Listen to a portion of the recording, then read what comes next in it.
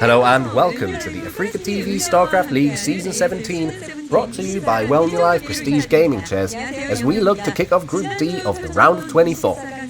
All of our first and second tier players made it through their respective groups safely last week, as the round of 24 is proceeding without major upsets so far. Now this seems like a highly contested tournament indeed. Now this week, we have 3 more groups in store for you, Groups D through F. Let's turn our attention to today's 4 contestants. Hello! Let's start with our top seed JYJ. Now last season you ended your run in the round of 8. While you did end up getting knocked out, you showed a highly impactful game against Sulky. You had some time on your hands since then. How did you spend that downtime?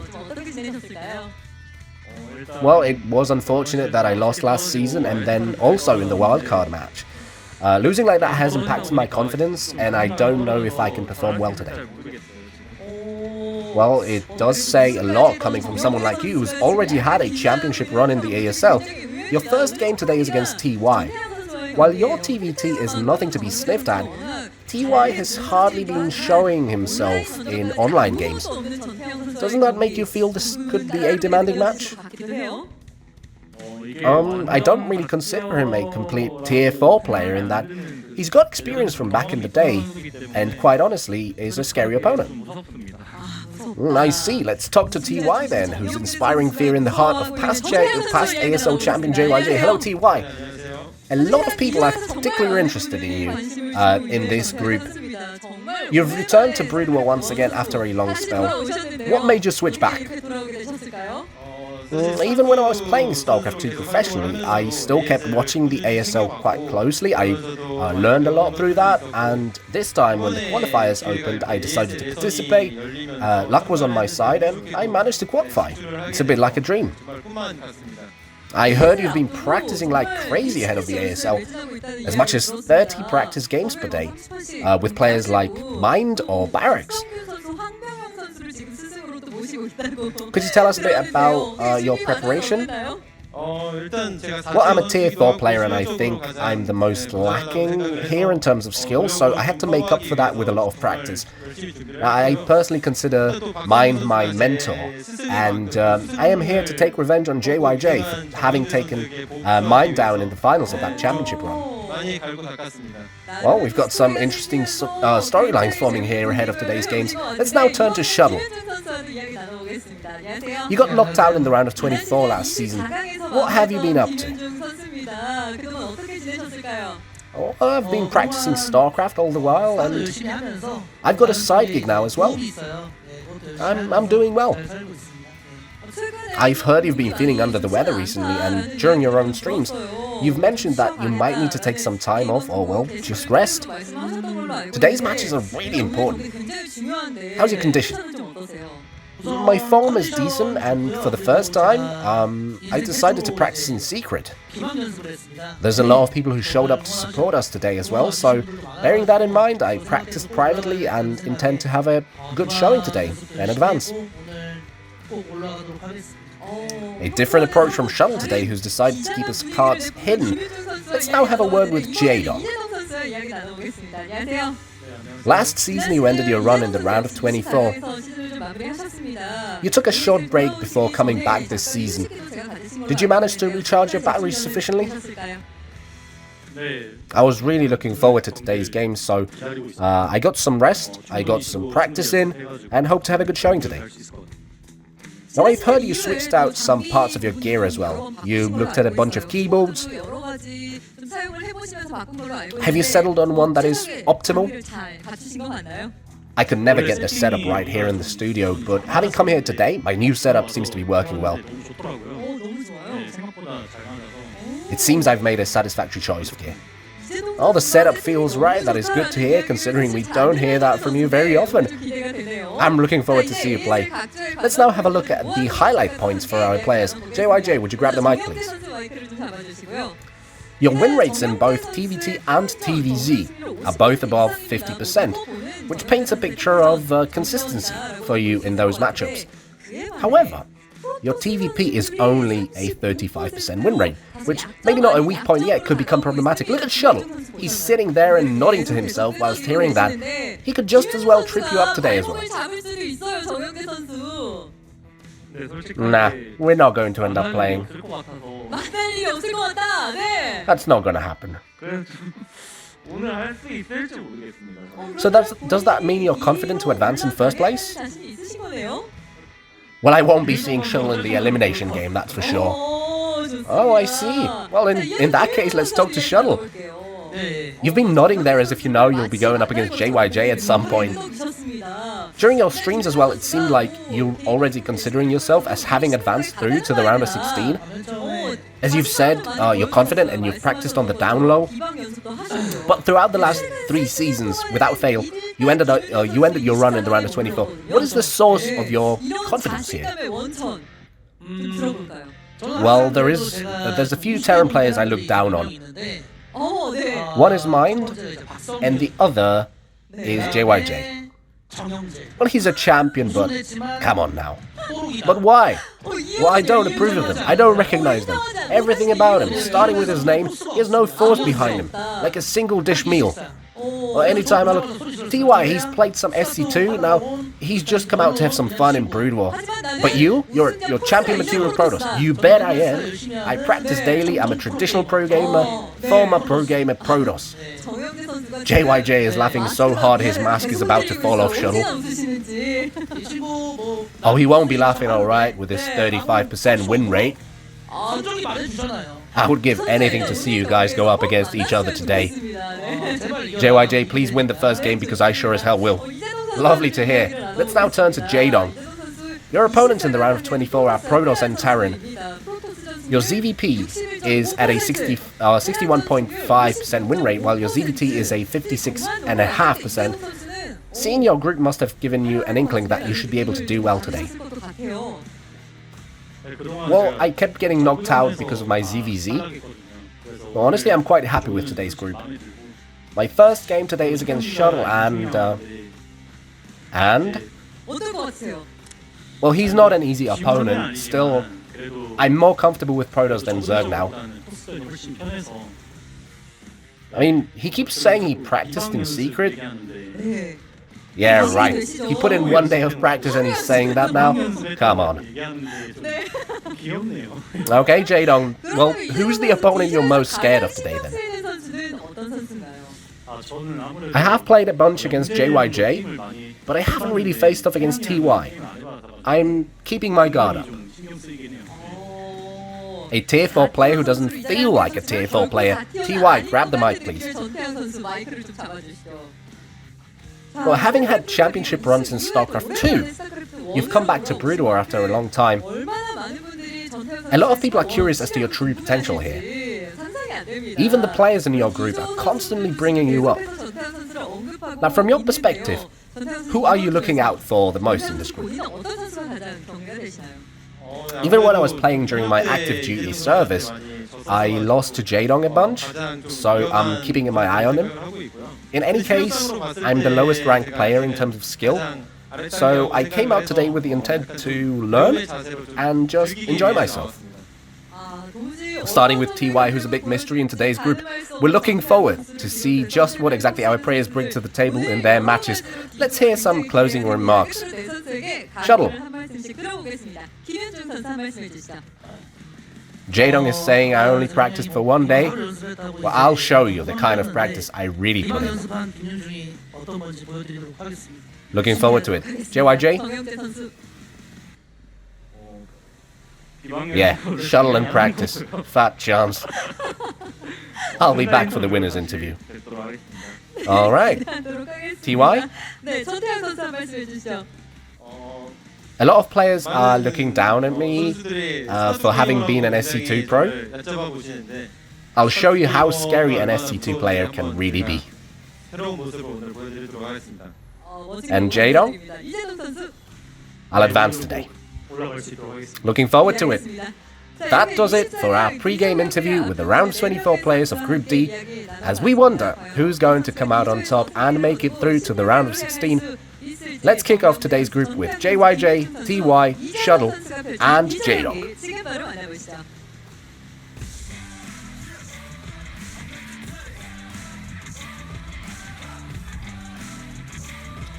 What is up, everybody? This is Group D of the ASL. I am here with Tastosis. With Tastosis? What do you even mean by that? In the flesh. I'm sitting next to him. I can feel his breath. I can feel his warmth coming off his body. Yeah. We're in a hotel room right now. We're in LA for reasons we can't disclose right now, but we are hanging out. That's Tastosis, right. how you doing?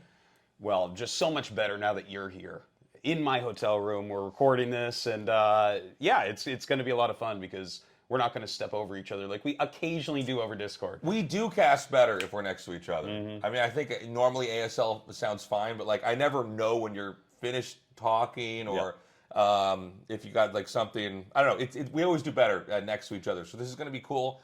If you're watching this, all 3 of the ASL days for this week are going to be recorded here with us live. That's right. That's right. And as you can see, like we're not on headsets. We're on kind of like a very mobile setup. So the audio might sound slightly different, but we tested it beforehand. Sounds good to us, so I think it'll sound good to you. Should be fine. Yeah. Yeah. So yeah. Anyways, I'm really excited, man. Like this is going to be kind of a fun thing for us to record 3 days live and just be able to kind of go through these games and see what happens. And once we, so after this, these recordings, I'll be back in Korea. Tastosis will be back in Canada. So the shows should be releasing at the normal schedule. But we were in meetings for the last 2 days. So we're banging these out. But it's good to be back, man. ASL has been very exciting. We've got an especially interesting group here today. TY is playing. Yes. So I know that we have fans that just watched StarCraft 1 or fans that just watched StarCraft 2 and poke their heads in here. But for those of you that aren't really big StarCraft 2 followers, TY is one of the greatest Terrans in StarCraft 2 of all time. I would say top 3 of all time. Probably, yeah. Incredible player. Also, he's a commentator. He went from playing. We all know the commentators are the greatest people in StarCraft. You know it, 100%. So he casted at GSL for several years. Now he's playing in the ASL. This guy is unlocking like everything you could be doing as far as StarCraft accomplishments. So I'm really curious, how is he going to perform today? This is a very tough group. There's not a weak player in this group, from JYJ to Shuttle to JD. But it's going to be really fun to see if he can get out. Yeah. I'm not sure that he's going to be able to. I have watched a decent amount of his games, and I really like the style he plays it like StarCraft 2. Like he does a lot more dropship play against Protoss, for instance, a lot more harassment based, which is very cool. He's kind of like a mini fantasy or something like that. But this is a tough group, as you said. Like JYJ, a recent champion. He's got to be one of your favorites to make it out of here. I think Shuttle is always underestimated, and of course Jdong, the legend. Like, at any time, he can kill anybody. Yeah. JYJ, of course, has had a pretty amazing run, if we're going to be honest here, with how he's performed in the last few years, looking to be in great condition. I think particularly in the matchup TVT, this guy's a real threat. And I have to say, out of anybody who's going to get out of this group, I think he is probably the #1 guy. Yeah. Who's going to advance, which feels a little bit weird. I mean, we've got Jdong, Shuttle's been around ASL forever. TY is a legend from StarCraft 2, but I think JYJ truly is the strongest player we've got here for Group D. I would definitely agree. If it was best of 3s, I'd be completely certain of him getting out. But you know, best of 1, crazy things can happen. Yeah. Like you can have some wild situations where, like, you know, people bring these very very precise, like maybe cheesy builds. We've seen a lot of rushes so far, so I guess we'll see what TY has chosen, because I've always viewed him as one of the smartest players. Yeah, he definitely knows how to win. He definitely is a player who's cool under pressure. You know, the last week we were talking about some of these newer guys that were, you know, maybe good on ladder, able to beat anybody. Intellectually, they grasp the matchup as well as their opponents. But when it comes to being on stage and being in front of all these people, you know, it's a different animal. It's a different beast. TY is not going to have that issue. TY has played on, literally on stages that are bigger than pretty much almost any ASL player has ever been on, because of the size and scope of StarCraft 2 outside of Korea. That's true. That's actually a really good point. I didn't even think of that. he probably has more on-stage experience than all these guys in recent years. Yeah, yeah. There's like a few players that might have something even comparable, like Flash or Jdong in this group, but like TY, the point I'm trying to make, guys, is TY is not going to be nervous or uncomfortable. So whatever he can bring, he will be bringing here. We're going to be going into map 1 on Radeon. It's best of 1 here. JYJ versus TY. Battle of alphabet. Oh my God, you're right.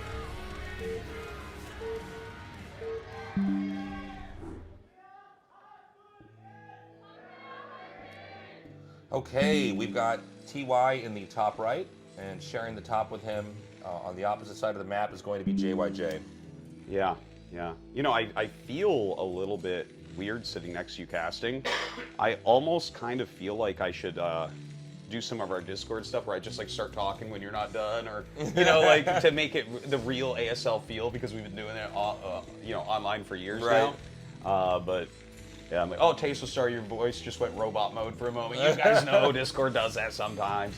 But anyways, yeah, I'm excited to see this. Like, what does TY have prepared? Because, like, you know, you and I have casted StarCraft 2 since the very beginning. We've seen everyone play.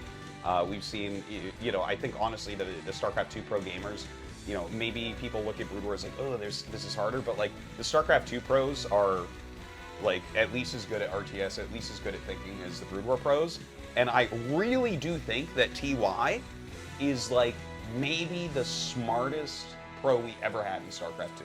He's one of these like really put together with it intelligent people. Yeah. You know, I mean, I feel like sometimes with pro gamers you get kind of lopsided people where they're very good at games, maybe they're lacking in other qualities or they're socially awkward. Like TY is really one of those, like, all of his stats are maxed out as a person. He's a really smart player. But this is a tough opponent to go against. We've got a barracks, by the way, in the middle of the map here for TY.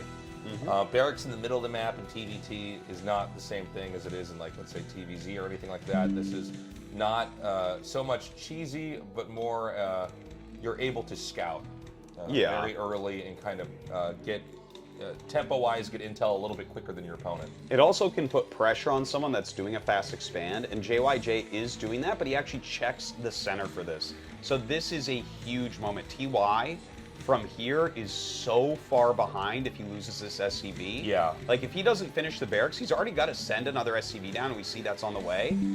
Dude, JYJ has almost won this game already. This is crazy. This is wild. So, yeah, when you see the barracks in the middle of the map, I've had people ask me before about TVT, like, well, why doesn't everybody do this? It just seems like it's a better opener, right? Because you get the marine out, you get a little bit of pressure, and then you get to scout. Well, this is why it's not always done, is if they're checking the middle of the map and they find it, you have a huge problem. I think this SCV should finish it, but... Dude, if he gets unlucky, it won't. Like, this is crazy. This is crazy! Okay, he could... Oh, dude, that was close. That was like a fraction of a second off. Yeah. From the SCV dying. And keep in mind, guys, you can't start the factory until the barracks is done. So, like, you can't even get anywhere in your build until the first building is done and unlocks all those other tabs in your build order card so that you can actually get what you need. So that's wild. He does finish it. It is on the move. This SCV now is going to scout and confirm TY is up here in the top right. That SCV is not picked off. And he'll be able to send that back home. This other SCV, also extremely low. Oh my God! He almost gets it and will get away with his own SCV here as well.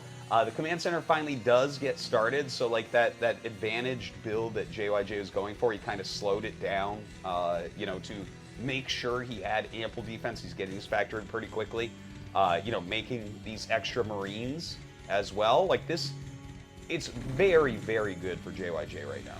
Like, yeah. This is, if you're playing as TY, you're just like, oh man, this is going to be a grind trying to come back in this game. It's not very often in a mirror matchup we just see a couple of like really basic things that occur to let one player get pretty considerably ahead of the other. But we're in that moment right now. So the bunker is going to finish here for JYJ. He's going to be safe and secure back at home. The command center is coming along right now for TY. It is a little bit later. You know, look, this is still playable for TY, but it's interesting to have an early game that has been this kind of crazy. All coming down to the fact that one player checks for the barracks in the middle of the map versus the other. Well, actually, looking at like the command center timings and the factory timings and everything, I guess TY is not as bad off as I thought he would be. Like, well, people are going to look at this and be like, oh, look at that supply, it's so high. It's because he's making vultures. Like, vultures are like, what is Stan called them, popcorn? It's like they don't really count as, when someone's way up in supply in early game TVT, almost every time it's just like they have a bunch of vultures, where you see an add-on for JYJ. So like, JYJ is going for higher quality units, so it's going to be a little bit slower supply-wise. But, TY got his command center up at reasonable time. Obviously, he had 2 SCVs that weren't mining for a lot longer and things like that, but yeah, I guess he did a pretty good job here at kind of rallying back. I like that, hearing the vultures are like popcorn. They are like these like empty calorie units for the matchup. Like, you might as well get them because the resources are coming in, and you can't bring those resources into game 2 or game 3, right? You might as well spend it on something, but fairly insignificant in comparison to like tanks or Goliaths or anything like that. Yeah. Super good in the early and mid game, but like once there's a lot of tanks and if you don't open Vulture, your opponent might be 20 supply up, and that's like kind of deceiving because it's like, okay, but that 20 supply is all Vultures, and like a handful of tanks and Goliaths will kill all of those if they try to engage. So not really a big deal there. You can see the supplies pretty close now. JYJ is actually going for like a very old school looking type of build. He's gone 2 add-ons quickly and an armory. This is like maybe how you might see the game played like 15 years ago or something. Yeah. Like this is, it's an older style for see sure. It like that. Yeah. This is actually like this. I can relate to this a little bit more. Like I used to play random, like really early on in StarCraft 1, and this was kind of more of the builds that we would do in TVT back then. So this is kind of cool to see. Now, JYJ actually added 2 more factories very, very quickly there. So I do wonder if he's thinking about getting into Vulture production as opposed to siege tanks. Because he's already made some siege tanks, and this is there were builds that kind of looked like this a while back. Does get a little bit of a hit there. But there were builds that kind of looked like that, where you'd go like a handful of Goliaths and tanks to block your opponent's Vultures, then suddenly flood 4-fact Vulture. So I don't know if that's what he's going for, but TY has mines on the map, and he's already bringing out his own siege tanks from 2 factories. So I feel like TY's build is very understandable. It's very normal play. Excuse me, sorry. Very normal play. And I'm not sure exactly what JYJ is up to. Yeah, one thing about following TY in his play from StarCraft 2 is that this is like, honestly, one of the funner players to cast because everything he does is so strategically sound. Like, you can just look at it and be like, no, that makes sense. That's definitely the way to do it. So we've got a little bit of a back and forth here in the middle of the map. Keep in mind, both players see what each other are doing. There are these floating barracks here. This is one of the fun things about StarCraft and TVT is the fact that, because Marines are insignificant in the matchup, the barracks functions as this like spotter. And there's almost like a mini game of even keeping that alive because you can't make factories without a barrack. So we'll even have these games where, they're both fighting in the middle of the map and somebody drops a barracks and the other guy can throw down 2 more factories and actually strong arm the early mid game because of that. It absolutely does happen. Now, JYJ kind of pushes the center. We can see he did get his Vulture upgrades. He's trying to push around. TY had set up a little siege line, but he's maneuvering a lot. He sees that that's a pretty strong army from JYJ, and if you end up dropping like 2 tanks right now, your opponent's going to get way ahead. So look at this, JYJ coming in for that engagement. He lays some offensive mines up at the top. He's starting to kill some of these siege tanks, not utilizing siege mode, instead just utilizing his high unit count here to bust through everything. Yeah, and this is JYJ just dominating the middle of the map. And there is risk involved if you come out into the middle of the map early on with your tanks, especially if you're down on units. And now we're seeing these little fractured sets of Terran groups. By the way, body blocking with Vulture Tastosis. That is nasty, dude. But yeah, JYJ is going to straight up push right through here. We've got a siege tank over here on the high ground. That is the only thing that really TY's got going for him. But TY in a lot of trouble right now. Yeah, this is pretty bad. TY, it really looks like he's very close to dead. JYJ has everything going on. I see a command center being built at his 3rd base. We see that for TY as well, but no way to get there. He's losing a lot of SCVs. This is a very cost-inefficient thing for him. Like, he has to somehow break through these tanks and mines and whatnot, and that's tough. Yeah, I think TY should be able to recover at least positionally, but as far as workers go, he's lost a lot, man. They've got vultures continuing to kill these SCVs. I think there's like 5 SCVs now in this expansion. I mean, he's lost a lot.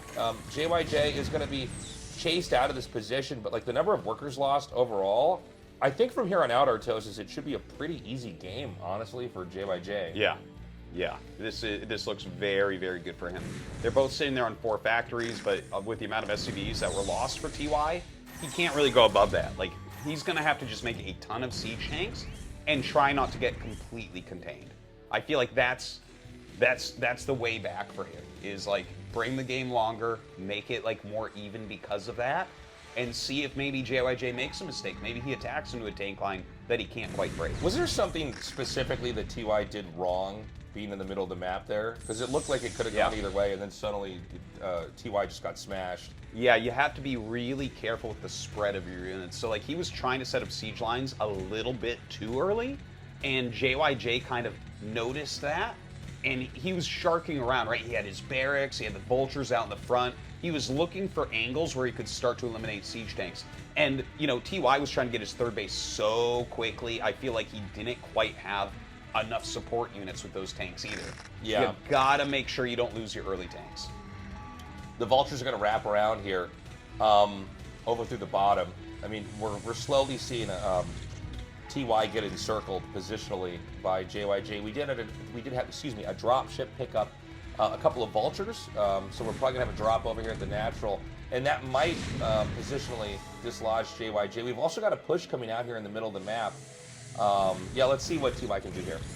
Well, a little drop does come out. The vultures are doing okay, but there's already wraiths on the way. That's kind of a good scout. Look at this, TY with vultures at the third base as well. JYJ had nothing ready there, so he will end up cleaning these. But this was actually pretty effective. I feel like this was a great move from TY.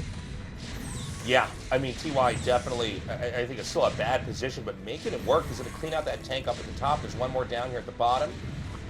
He's not out of the woods yet, but he is starting to fracture JYJ's position. JYJ has to figure out, does he want to have like a wider contain, which is always going to be more unstable, or does he want to try to back up and have a more fluid position in general? Also, I think a smart move from TY, he pulls back. He doesn't like fight his way all the way to the middle and hold it. He's going to try to regroup. Actually catches a few of the vultures there from JYJ. You know, JYJ has made quite a few wraiths, and he does have double port going on, which when you have a contain up, that can be something you do. Yeah. But because TY has seen that, he actually has pushed the map really reasonably well. They have the same factory count, so it's not a huge advantage for JYJ in that way. And as long as he keeps some ranged Goliaths around, I think he's going to be pretty happy here. And in fact, he pushes up and kind of takes over that 12 o'clock position. We've got these wraiths accumulating. The wraiths could be what actually bust TY down. I like TY taking the 12 o'clock spot.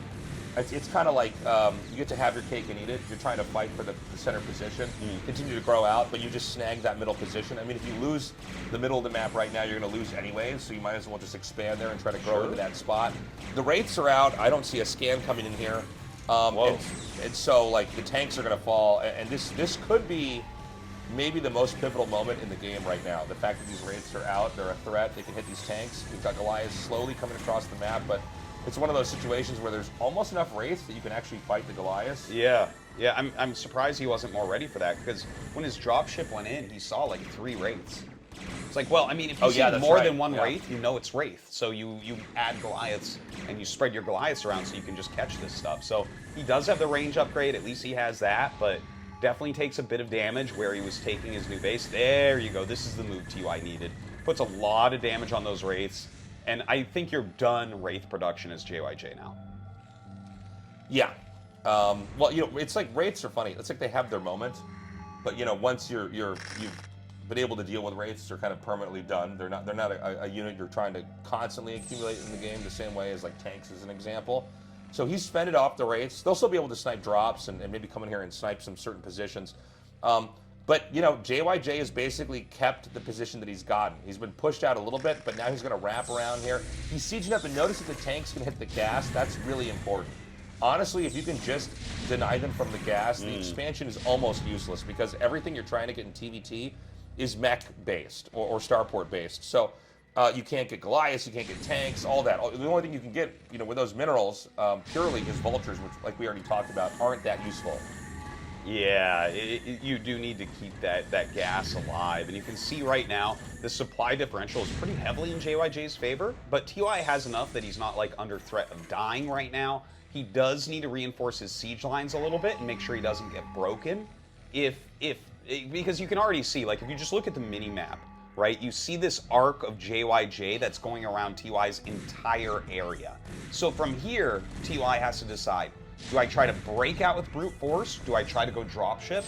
Brute force is probably safer. If you try to go dropship here and your opponent either goes wraiths well against it or even their own dropships, it can be very, very tough game.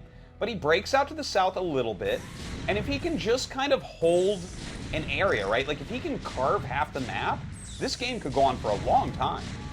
Yeah. Oh my God. Big attack coming out here from JYJ. And there's just not a lot of tanks. There's nothing in front of these tanks to protect them. This is really where you see the value of vultures in the matchup, is they can just soak up siege tank shots. So the siege tanks in the back can really do the damage. And he's crushing through. And frankly, there's no way for TY to survive this game if he loses the 12 o'clock spot, which it looks like is happening right now. Yeah, well, I like that TY brings this back through the bottom of the center, but the fact that he's losing his SCVs up at 12 o'clock, you see JYJ is expanding all over the bottom left of the map right now, so JYJ's advantage is turning into a victory. I think we're going to see a GG coming out of TY relatively soon, because there's just not a lot of play left. Yeah. And keep in mind, there's no potential bases for TY as well. I mean, if you look at the way the mini-map is set up, it's like all the other bases on the map literally are probably going to go to JYJ, if you had to guess. Unless a command center secretly floats somewhere and JYJ doesn't, scout it. That's about it. So that's going to be a GG is called. TY loses. And look, it's so cool to see TY playing in this ASL. I think JYJ is just a much stronger opponent. Yeah. I don't think TY is necessarily out of this tournament yet, but as we expected, JYJ wins. He is the favorite of this group. Yep. He's going to be going on to that winner's match. Yeah, it looked very good. Catching that SCV in the center for TY. I wonder what the game would have looked like if JYJ had not scouted there. I feel like TY actually played a very nice game. He recovered pretty well. You could see that he was a bit behind throughout, but he played very solidly, and I thought some of his harassment was very, very good. And that's really his style. So I'm excited to see what TY can do. It's his first ASL, but it's not like a lot of other players' first ASL. He's such a consummate pro. Maybe he can still get out in second place. Yeah, definitely a tough group for him in general. This is just a strong one overall. They're showing this moment here, but I think a lot of this game came down to, even scouting the SCV, making the barracks early on and all that. Pretty punishing game overall. Yeah, I liked, we're not showing the moment. Oh, no, this is actually the first moment, right? When you were like, oh, what did he do wrong there? And you can see he's kind of spread too much. See how his tanks are really spread out here? And then look at that, he just jumps up to the north. All those vultures were on the right, and 2 tanks were on the right. Whereas we had clean rallies from the 4 factory from JYJ to the center. So he was able to break through these tanks, and as soon as something like this happens, it is very hard to recover because your opponent is going to have map control. Yeah. Big win, man. Big win here for JYJ. JYJ always looking strong. I feel like, I don't know. You tell me what you think. I always feel like JYJ's always looked so good, but I feel like he's overshadowed by some of the other players with the history. For sure. You know what I mean? But it's undeniable. If you're talking about StarCraft the last 2 years, JYJ is easily one of the best Terrans. Guys, we're going to go to a short break. When we come back, we're going to mix it up with a PVZ, Shuttle versus JD. We will be right back.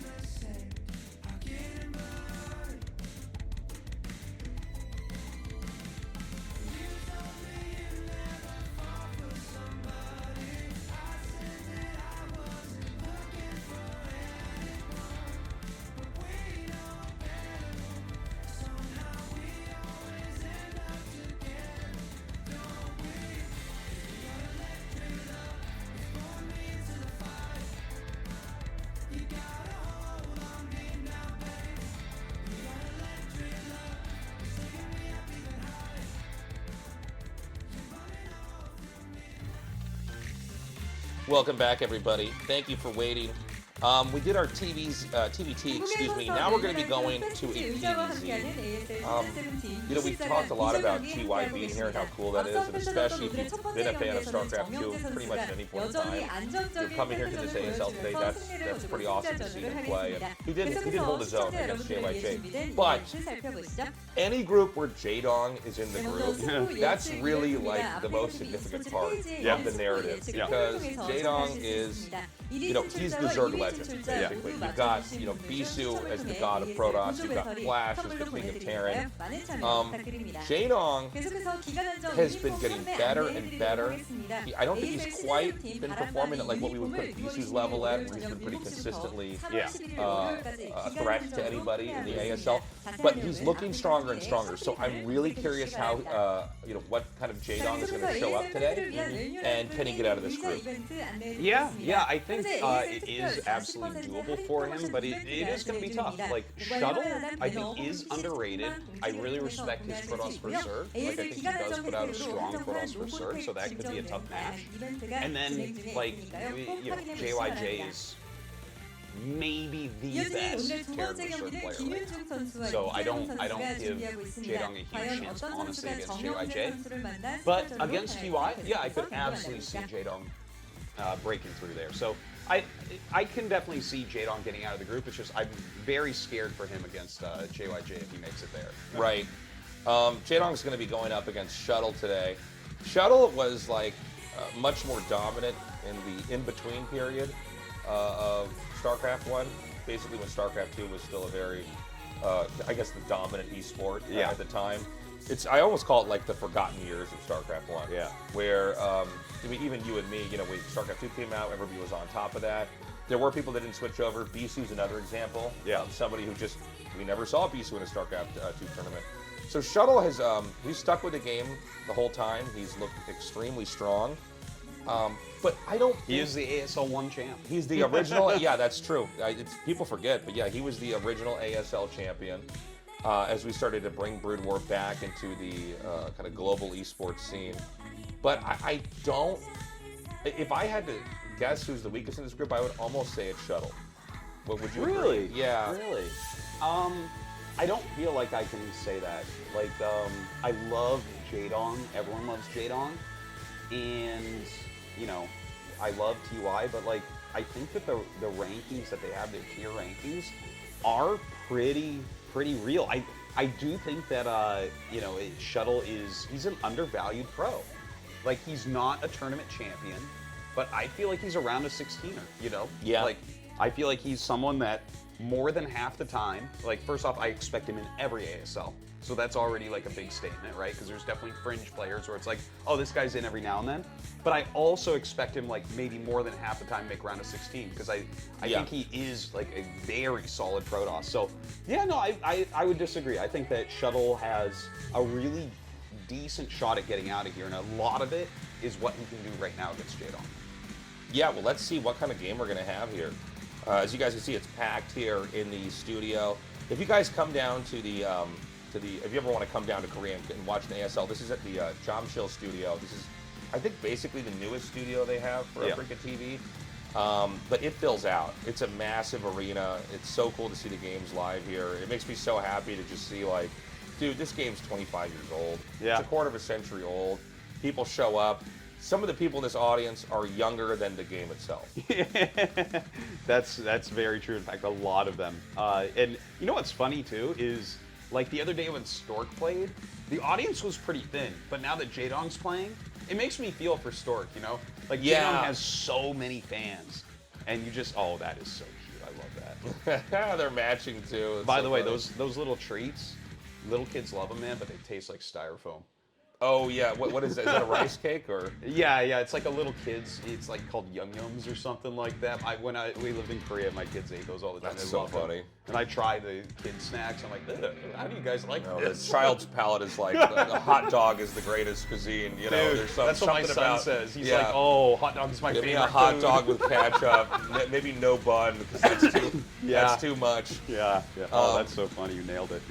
So I think we're almost ready to get into this game. It's going to be a PVZ. JYJ is in the winner's match, but even if you go to the loser's match, I think TY is going to be a tough opponent to go up against as well. So I think no matter how you cut it, it's going to be a tough group for everybody here today.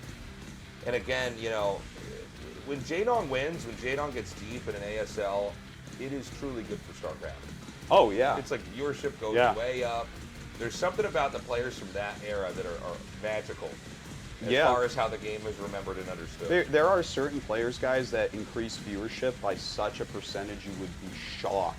Like in StarCraft 2, we had players like Hydra back in the day, right? Yeah. Where it's like, well, if he does well, it's just so much viewership. Everybody shows up. Yeah. Jdong is absolutely one of those. Bisu, Flash, right? There's just these players where it's like, yeah, if he goes if Jdong goes to the finals, everyone, like people that don't ever watch StarCraft will tune in because everyone knows who Jdong is. So it's awesome to see the really popular players still playing so well. Yeah. Yeah, I mean, it's a good time, man. It's a good time for StarCraft. It's funny. It's like the game gets old enough, and it's eternal. You know what I mean? Yeah. It really is. I think we have a small delay here. I'm not sure what exactly is going on. Yeah, it looks think like it's on Jdong's end. Maybe he has some sort of sound issue or something. I don't know. I feel like I'm looking at the reflection of Shuttle, but on Jdong's monitor. I don't know what I'm looking at on the bottom of the screen here. I see it actually. You're What right. is that? That's weird. How is that happening? How is that happening? It's like Jdong's in the mirror, but he sees another person. Dude, that's weird. What is that? What is going on? Someone explain to me what's going on. You guys see it, right? That's Shuttle's face on the bottom. Dude, this is like a different camera that's at the bottom of the screen, I think. I think it's a production error. Usually they have a camera on the front of the player booth so people can see the face, but clearly they have Shuttle's face on Jdong's booth. Dude, this is bothering me. This is madness. There's nothing like that on Shuttle's side. Yeah. Well, the cameras are misplaced. We got to go down to the studio and fix this right now. How is Shuttle's camera more zoomed in than Jdong's? This is madness. What if this is some sort of crazy scheme where Shuttle's going to be able to see Jdong's screen because there's a second Shuttle in the netherverse of the monitor over here of Jdong? Look at that. Yeah, they're going to queue up the game, and it's going to be Jdong just looking at Protoss units mining on his screen. Yeah, dude, that's wild. I don't know what I'm looking at. Yeah. Like, it's a cut camera. This should show you guys how long we've been doing these kind of shows, that we just see this and we're immediately triggered. Yeah. That something's off right now. Someone's head will roll for this. Someone is getting screamed at in a production studio days ago. For this. Days ago. That's so funny. Yeah. There's no way to fix it. I feel it's so funny because we're sitting here doing it together, so I almost want to like text our old ASL. Yeah, we got to text the hey, PD there's right a problem now on the screen, and then you should be like, what? What the fuck? It's like, oh, that thing that you no longer do live from 3 days ago. Like, yes. Yes, it's bothering me. Well, I mean, guys, when we're ready, we'll go into it. I don't know what the. There you go. There we go. There we go. All right, guys, this is game 2. Let's do the Shuttle versus Jdong.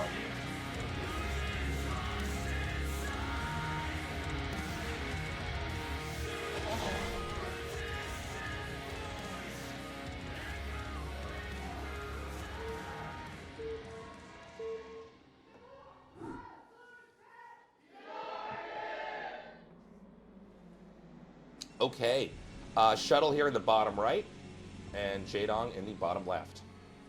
Oh man, I'm kind of excited for this match. You know, Shuttle is he's a very strong PvC player in my opinion. I actually think they played an Ultimate Battle recently, and I think Shuttle just barely ended up edging out Jdong. Like, you know those 9-game series that they sometimes do, the Cranecasters? Yeah. It's someone told me about it. I haven't watched that particular VOD yet, but I believe someone told me that Shuttle beat Jdong like 5-4 or something like that. Like, it was a pretty close series, but don't quote me on it. I like this drawing of Shuttle. This is so clearly, Shuttle, by the way. Dude, Shuttle, like a lot of people tease him and stuff. Like he seems to be like a really good sport. Yeah. No, he's definitely fine with being roasted, for sure. I love the caricatures that fans make of the pros, like Snow, when they just draw the super long face, and then Shuttle, it's like just putting the mole that he has on his he's got his like round head, and you just know it's him, so you can make it look so stupid, but put the mole and you know exactly who it is. Yeah. So Shuttle was one of the players that really blew up in streaming early on in Korea. It's a funny thing, like, even you and me, Tastosis, are streaming now, but not everybody who's playing professionally and competitively is streaming. But, with every passing year, it seems like the streaming space is growing more and more. And Shuttle was very ahead of the curve. I mean, he's one of these guys who's really good at the game, but he's also, honestly, just very funny. Yeah. And, it's kind of like a skill in of itself to be able to manage, chat and engage with an audience and still play at a high level. And he was a big deal in the StarCraft 1 scene, when I think a lot more eyeballs were on StarCraft 2 for a little while. Yeah. An important player, truly, during that kind of downtime. But right now we have an Overpool opening, and, it looks like we're going to have a Forge expansion here for Shuttle. And that means it's going to take a minute for it to kind of like warm up into any action in this game. So I'd love to take this opportunity to say thank you guys so much for supporting us on the Patreon. If you have not supported, you should probably check that out. It's at patreon.com/ASL English. And without you guys, we couldn't do this. So thank you so much for the support and keeping ASL alive. Yeah, guys, if you can, sign up for a year. I know ASL isn't on every month, but, when we have our downtime, we do lose a lot of Patreons, so we're always trying to rebuild that number. So your support's appreciated. We love you guys. Thank you for doing this. And I think we're going to be doing this for a long time, man. StarCraft 1 is in a great spot. Hopefully forever. Like, yeah. This is one thing I'm really sure of, especially as I get older. They say, like, you keep changing until, like, somewhere in your 30s. Sure, yeah. Well, that wasn't true for me. I was basically exactly the same human at 16. But, the one thing I'm completely sure of in my life, like, whatever other games may come or go, I will be playing and watching Brood War forever at this point. Yeah. There's no timeline, I think, where I stop. It's weird. There's always been, and this is actually like a problem with the StarCraft scene, there's always been this weird kind of negative hysteria around I think it comes from a place of love, but it's never been that useful, to be totally honest. People worried about, like, the game and or in the early days, is esports going to be a thing? Is this going to go away tomorrow? Are we all wasting our time? A lot of attitudes like that. And I mean, the reality is, like, there's a point where it gets old enough where, like, guys, you don't need to think about it that hard. You know what I mean? It's been 25 years. You can't even find anything that comes close to this. That's of this size and scope. For sure. Without publisher support, by the way. Oh, yeah. And it's funny. StarCraft 2 had, I think in a good way, a lot of support from Blizzard when the right people were in charge of Blizzard. Yeah. But, because StarCraft 1 was sort of its own weird project done in Korea, it's kind of hard to kill off. You know what I mean? And it's at the point in time where the game's so old, like, everybody in the whole country knows StarCraft. You get a Korean taxi and ask them about StarCraft, and they know the units. Oh, absolutely. Literally. Everyone's played. Everybody's played the game. Yeah. So, it's the point I'm trying to make is it's just like, it's made its mark. What's nice is we can kind of just cozy up to the game, enjoy it, and not overthink it as much. Totally. And here we see some Zealots coming out. Shuttle just kind of pushing across the map, trying to get a little bit of information. The Zerglings chasing them around. It doesn't seem like the Zealots will really get any damage done or anything, but, at least they're starting to figure out what's going on over here on Jdong's side. He's going to wedge the Zealot at the back. I don't think, it took too much damage to really be of impact.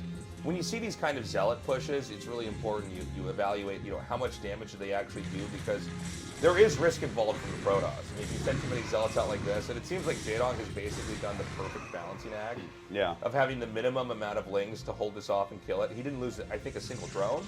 Yep. So I would say a little bit of an advantage right now for JD. But Shuttle's build looks pretty good, right? Like, he got everything on good time. He's going to have a Corsair come across here very, very shortly, and he will be able to scout that it is a Spire from Jdong. I don't believe Jdong is... Yeah, he just started his second gas. You know, these are things that I find confusing as a commentator that doesn't play this matchup. But actually, when I talk to Zerg and Protoss players, it feels like there's a lot of wiggle room for when you get your second gas, whether you're going mutas or not. So it can be really confusing for the Protoss to read this correctly. Well, I don't know if I agree with that. I mean, I feel like you want to come in there and basically confirm a second gas or not and count the larva. You know, like if you see 3 larvae coming in there, you go, okay, well, something's coming out of those that, you know, took a little bit of time. Usually you come in, you check for the second gas, and you just get out. So is he going mutas or not? Well, the threat can be real because there's enough gas that you have to respect that, right? Yeah. I mean, the issue is that you never know until the things hatch, right? But if you can go in there and see a second gas, you go, okay, he could make mass muta scourge. I remember mass. That's certainly true. I remember there was a weird meta like a couple years ago where it would be like 1 gas muta, but it would only be like 5 mutas. Yeah, you remember that? Yeah. And I'm like, dude, how do you ever tell what's going on in this matchup? Well, I mean, this is the whole burden for Protoss in the matchup. Look at that position between the Evo chamber and the hatchery. I really like that. It's quite strong versus early. The whole burden for Protoss early on is trying to figure out how much can I get away with not defending. You know, like, I mean, I've joked in a perfect world, it's like you wouldn't even have cannons. Yeah. You would literally just hope they don't attack you and get your gateways out and get all your upgrades. Only Mini can do that. Yeah, only Mini will get away with that. But you need to basically go in there and say, okay, like, he's not going to just make mass muta scourge and kill me, right? And then you need to get a cannon, and sometimes a second cannon. And so you're trying to just figure out, okay, is this going to be a matchup where I'm trying to just not die? And by virtue of not dying, I'm ahead later on and I win? Or is this going to be one where the Zerg's, you know, developing on their side of the map, but I need to be more focused on pushing? And so you're always trying to figure that out. It's why we see these zealots coming across the map constantly. And by the way, you know, the Protoss can overdo it.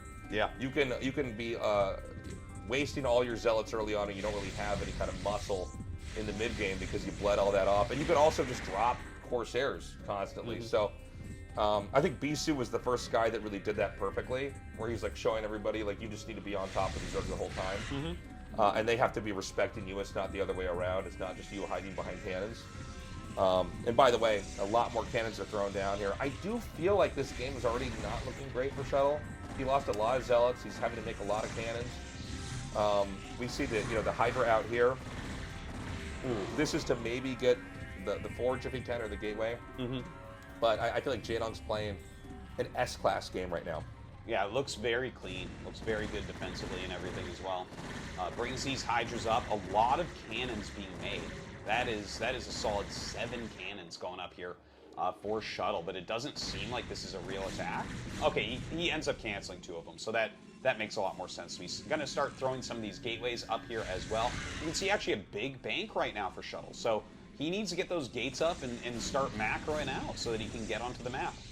Yeah, the gateway was picked off at the entrance. Not a huge deal, honestly.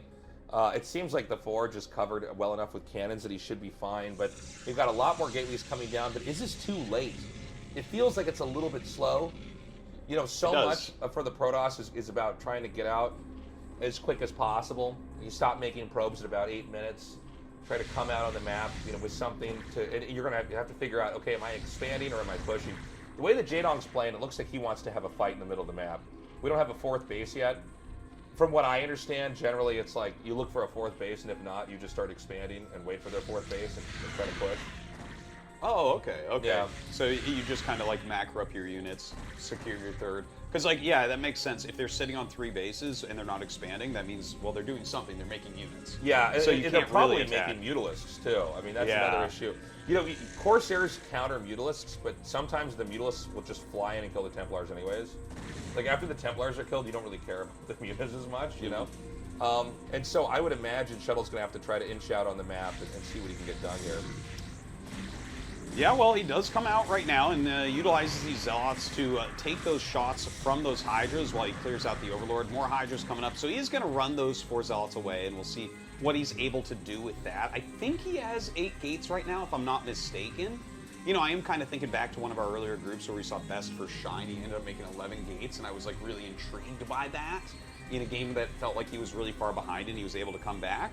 And I kind of had that in the back of my mind. I know we're kind of getting further into the game, but do you think that could be something that we start seeing a bit more? Like the extra gateway counts? Well, I mean, you can get up to 9 and even a little bit over that if you can't expand. It's not so much like a situation where like, oh, I'm going to go for 9 gates or I'm going to go for 11. It's like I haven't been able to take a third base yet. Yeah. This money has to go somewhere. Okay, if I'm playing correctly. We have that in TVP too. Sometimes you get in a bad spot and you're like, I guess we're going 7 backs on 2 bases. It's exactly like that. It's like, well, I have to spend this money. You know what I mean? There's no. Truly, you have to burn through the resources you have in the moment in order to have a stable position as the game develops. There's very rare moments. I guess an example of a rare moment where you save up is when the Zerg banks all the money for Duelist, right? Yeah. But, I mean, we don't have a whole lot of those situations for Terran and Protoss because of the way they produce off of these individual buildings. So, Jdong's got some lurkers and Hydras outside the base, but it doesn't look like this is a committed lurker contain. You can go for a lurker contain, by the way. You can do it. I feel like the really good Protosses don't lose to it, but every once in a while we'll have a game in ASL where we see like the classic lurker contain. And it looks like this is going to be one, but Shuttle's moving out right now and the lurkers aren't done. Oh, it seems perfect for Shuttle. He has a really good Dragoon count. He has a lot of High Templars. He has those observers ready for when they do hatch. Yeah, I'm really digging what I'm seeing here from Shuttle. Now he rotates over towards that third base. He definitely needs to get that going. I love the Zealot going off in a different direction as well just to get some scouting done. Can he break through this right now? Is this the time? Yeah, he's going to try to come through now. This is a pretty narrow area, but honestly, there's not that many lurkers, right? Like, he seems to have enough Dragoons. The Observer has not been sniped. Usually the Hydras will try to dive in on that. And Shuttle's like, look, he's doing it, man. Wow. I think this lurker contain was maybe 30 seconds too late. You really need like 12 lurkers already down. And you need to be sniping the Observer much quicker. You can see that the Zealots are filtering in through the bag. He never sent the Zealots in to just die randomly on top of the lurkers. He did lose his High Templars there, unfortunately. That tile set, by the way, very hard to see the lurkers on. And there is a little flank coming in, but the extra Zealots rallied out of Shuttle's main base, doing a great job dealing damage and tanking for him. But if he ends up losing all these Dragoons, I feel like Jdong might start to run away with this game. Yeah, well, he's barely fighting this off. I'm actually kind of stunned, because it looked like it was so clearly going to be a favorable push here from Shuttle, but like there's just enough Hydras. And it will come down to control as well, by the way. Now, the Observer is still in the game. You got to be careful when your Zealots fight lurkers, because if a couple lurker shots connect on all the Zealots, they just die. Yeah. They're not that much better than, and not as bad as Marines, but you can get close and you get enough lurkers together. They just kind of melt everything. Enough lurkers melt anything. Yeah, it's kind of funny. So, only the Ultra can stand up to that. that's right. And we only get that game once every 25 years. Yeah. So, look, the reality is that Shuttle's still okay, but it's starting to get concerning for the Protoss. He needs to get a third base or he needs to get a push. And the fact that Jdong was able to kind of slam the door shut on that push is worrying. Yes. I am certainly worried for him. He is still up in supply, which is promising, but no third Nexus started yet. So that doesn't feel too good for me when I'm looking at this. Oh, I don't know what that Observer was doing That was out weird. in the middle. Well, especially in a game like this, the Observer is like the most important unit in the game. Yeah, it's not PvT or PvP. You're not going to scout with that thing. Yeah, That is. You're like, there are lurkers outside my base, but there are also lurkers in the middle of the map. It's not that kind of game. So he's sending the Zealots in with the Dragoons. I want to point out mechanically, this is really taxing on both sides. So sometimes people say, like, why are the Zealots still hitting lurkers? It's really hard. You need to, like, haul ass and get out there and do something really fast. He does bust it, so he's free on the map. So that expansion starts, by the way, as well. And I think we're going to see a push. And he did lose another Observer there as well. He was on attack move, and Jdong was able to pick that off. But he has another Observer with this army. A big rally coming in right now. That third Nexus gets started, but Jdong is counterattacking, so he will be able to shut that down. But does Jdong have enough here at home to hold on? Yeah, I mean, that's the big question. Usually if you see a lurker contain fail, that means the Protoss's push is going to be a lot stronger. Because the Zerg was investing way more on trying to stop this moment that we're seeing here from ever happening. He's going to come in from behind. The Storms are pretty good, but I think that, unless I'm seeing this wrong, I think Jdong just barely has enough again. I don't know. I maybe not. think Shuttle is actually overwhelming him right now. He's out of Psy Storms, but if he has one more rally of Zealots, I think that's going to be enough to actually punish and like maybe start killing hatcheries, tech, drones, that type of thing. No, I underestimated the strength of the push here. Now, notice he's going to go right into the main. This is a great way to end the game if you're behind. Because that's going to be a GG. He wins. Because if he gets into that natural, he gets into the main. The other two bases are irrelevant at that point in time. Yeah. No, that makes perfect sense, actually. That's Yeah. that's the killing push right there. You can't really, like, even though you might have 3 hatcheries at your third, it doesn't, you know, you're not going to come back by making hydras out of there after they kill your nat and go into your main.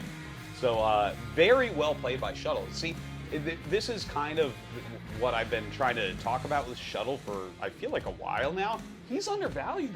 Like, Jdong is very good CVP. Yeah. He's a very good Zerg vs. Protoss player. But Shuttle, he kept his cool. Some things went wrong, some things didn't, and he was able to break out in time, and, you know, his third base was getting shut down, but he knew that was his window. He pushed and he won. Yeah, no, he played excellently. So, here we are. It's going to be Shuttle going up against JYJ coming up here. Yeah. We have TY versus Jdong in the losers match. Well, those are both actually very, very good matches, so excited to see those.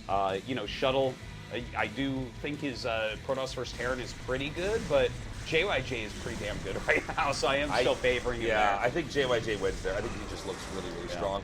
Look, when you do lurker contains, so much of it is about, you know, did the contain succeed or not? Honestly, we needed to have lurkers there way earlier.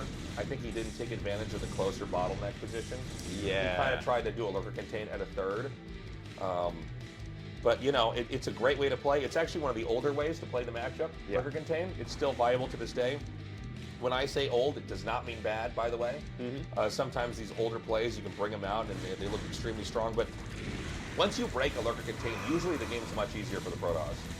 Because you see, first of all, if you're doing a lurker contain, you have no sunken colonies back there. Yeah. You don't have spore colonies. You don't have any. You didn't invest in any of that. So the push comes out, and you just kind of crush them. And they're kind of like your siege tanks or something, right? Yeah. Where it's like, oh, that was where you put all your money, was those lurkers. So now that those are dead, it's like, well, you have hydras coming out of the hatcheries, but if they broke it cleanly, that is a big Protoss army coming your way. Right. Exactly. So, well, there you have it, guys. We're going to be going to a break in a second here, packed in the ASL studio. Coming up, JYJ versus Shuttle. We'll be right back.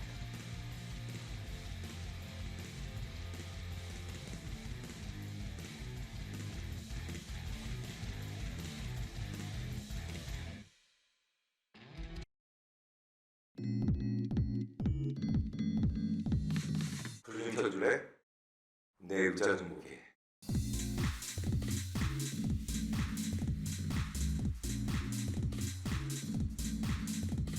오늘 내 기분 각도로 말할게.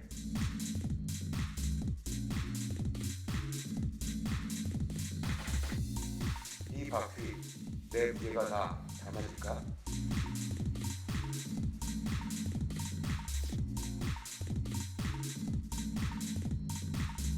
하루만 이 의자에 메시가 되고 싶어.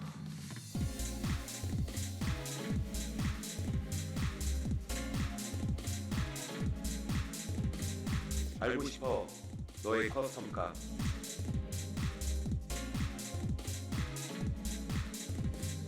만들어봐.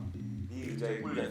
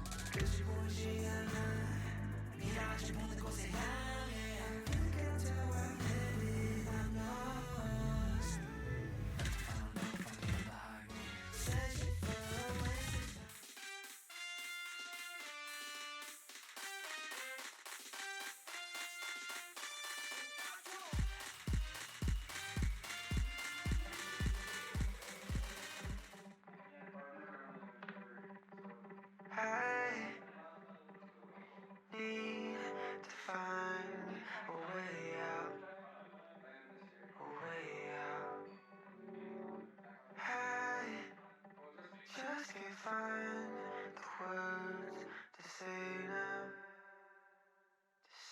now, Still holding my breath, still counting the steps it takes to get to you. Yeah. Counting the times I crossed the line and felt judged by you. I'm not bulletproof. Yeah. Begging on your door till you finally come through. Heart is so dark, can't say what I want to. Ooh. What's a man gotta do? What's a man gotta do to get close to feeling like I'm heading in the right direction? Always find myself coming back to the question. Ooh. What's a man gotta do? What's a man gotta do to get close to you? I spend my time in the shadows looking for proof, but I can't open the blinds no matter what I do.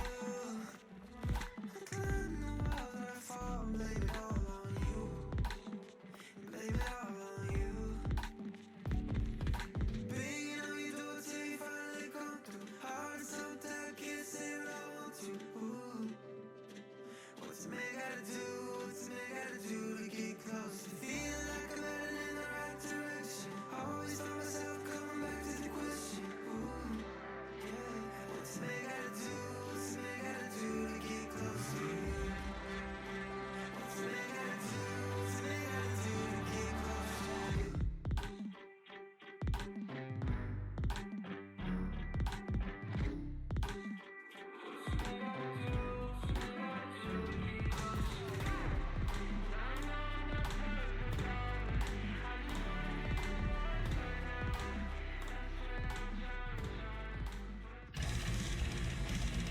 We're back, everybody.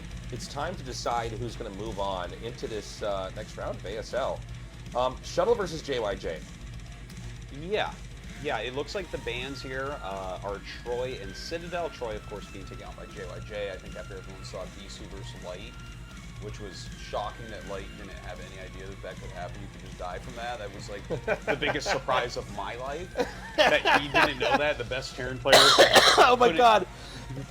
No, keep going. Sorry. The best Terran player in the world couldn't figure out that a strategy, like literally a D-rank player could beat him based on what he did. Like that was shocking to me. So of course we get that map vetoed, and we should have that vetoed by every Terran for the rest of the tournament.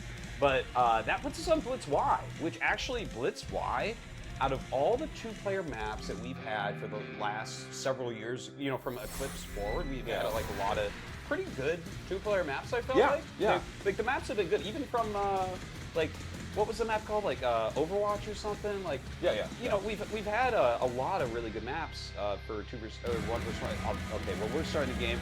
All right, start the cast over. Artosis. Save me. Artosis is trying to intro this game, but he's all mom spaghetti over here, man. My God. Mom spaghetti. At least I know that you died with 2 proxy, man. I want to know if he's going to cheese on this map or not. Dude. I feel like when you're a Protoss player, anytime you see like a map with only 2 spawns, it's like you have the perfect ingredients for an all-in. Like literally, for my own practice, if I have any map with only 2 spawns, I'm like, this is the map I proxy on. Yeah. I will always run my proxy, but just because that's part of my toolkit as a competitive player. And there's no tournaments without 2-player maps. Yes, there will always be 2-player, or we should say. Actually, let me try to correct this here just right now, because I know what you're talking about, but we mean maps with only 2 spawns. Yes. Not 2-player maps. Yeah, These are all just 2-player maps at the end of the day. But yeah, we play them. Yeah, that's right. But how many spawn locations, right? So, like, that's a big thing. Is most 2-player maps are very Protoss favored, but I think that this is the best one so far. Like, this is. I feel like this is very, very playable as Terran. Even if you're getting offensive gassed and they're proxying gateways and stuff, just the layout of the map does allow Terran to kind of get like 3 bases, you know, even after a tough start. Where a lot of these other maps, like how many games did you win on Eclipse when your opponent was taking their 3rd and beating you, right? A lot. Here, that's not really the case. So I feel like this is a really good 2-player map. Is the mom's spaghetti I was trying to get out. You know, I think that it was tough for Terrans for a long time on any map where you could get your gas stolen. By the way, people are just still going to be doing this. So he's going to send the probe in here. He's just going to wait until he has that 100 minerals and try to snag the Terran's gas. And, I mean, it's playable for Terran, but this was like a lot of growing pains here for the matchup because it's so punishing. You know, I was looking at you and talking to you and stuff at the very beginning, so I didn't 100% catch, but that looked like it was like a 10-10, a 10 depot, 10 racks. I think he was just, I think he was getting his racks a little bit faster here because its proxy gate is so common, right? So like if you get a regular 11 barracks, the Zealot is like there as your Marine is popping out, right? So I think he might have gotten it a little bit earlier, so maybe he'll have like one more Marine against Zealot harassment, which could be very good. But Shuttle didn't really do that. Shuttle's doing like a more laid back build, right? Like he takes the gas, but like his gate's on the other side of the map, so he hasn't sacrificed that much economy. No, this is like Bisu does this a lot. This seems to be the trending build for all the best players. Is this sort of, it's like a light pressure. So the gateway and the pylon, it does create a wall as well, which is it's more handy later on. But basically, the fact that the Zealot gets there a few seconds earlier, it really does make a big difference if the Terran's trying to recover their own Vespian gas geyser.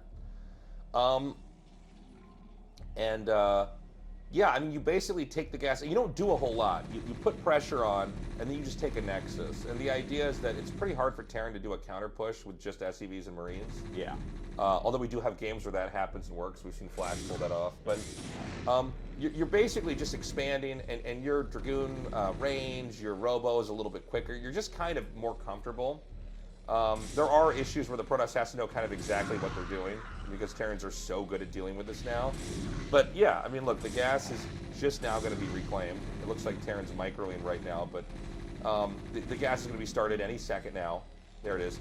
And, you know, the factory is that much later.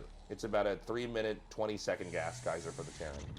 Yeah, which is pretty late. To put in perspective, at the pro level, normally it's around 140 for the gas, give or take a few seconds. So yeah, they're definitely very, very late there, but since he's against a gasless expansion here from Shuttle, it's not the end of the world. Shuttle does have 3 Zealots, so you have to watch out. He may try a run by.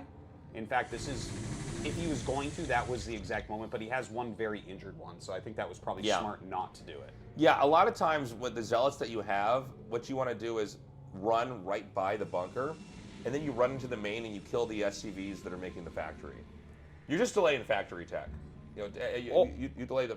Wait, what? Whoa, whoa, whoa, whoa, whoa, whoa, whoa, whoa, whoa, whoa. Oh, is he doing a bio all in? What's going on here? Wait, he canceled the CC? Yeah. Well, he's getting. What was it actually a CC he made? It could have been a barracks as well. You can fake it because it looks the same. Okay, he sees that this is canceled.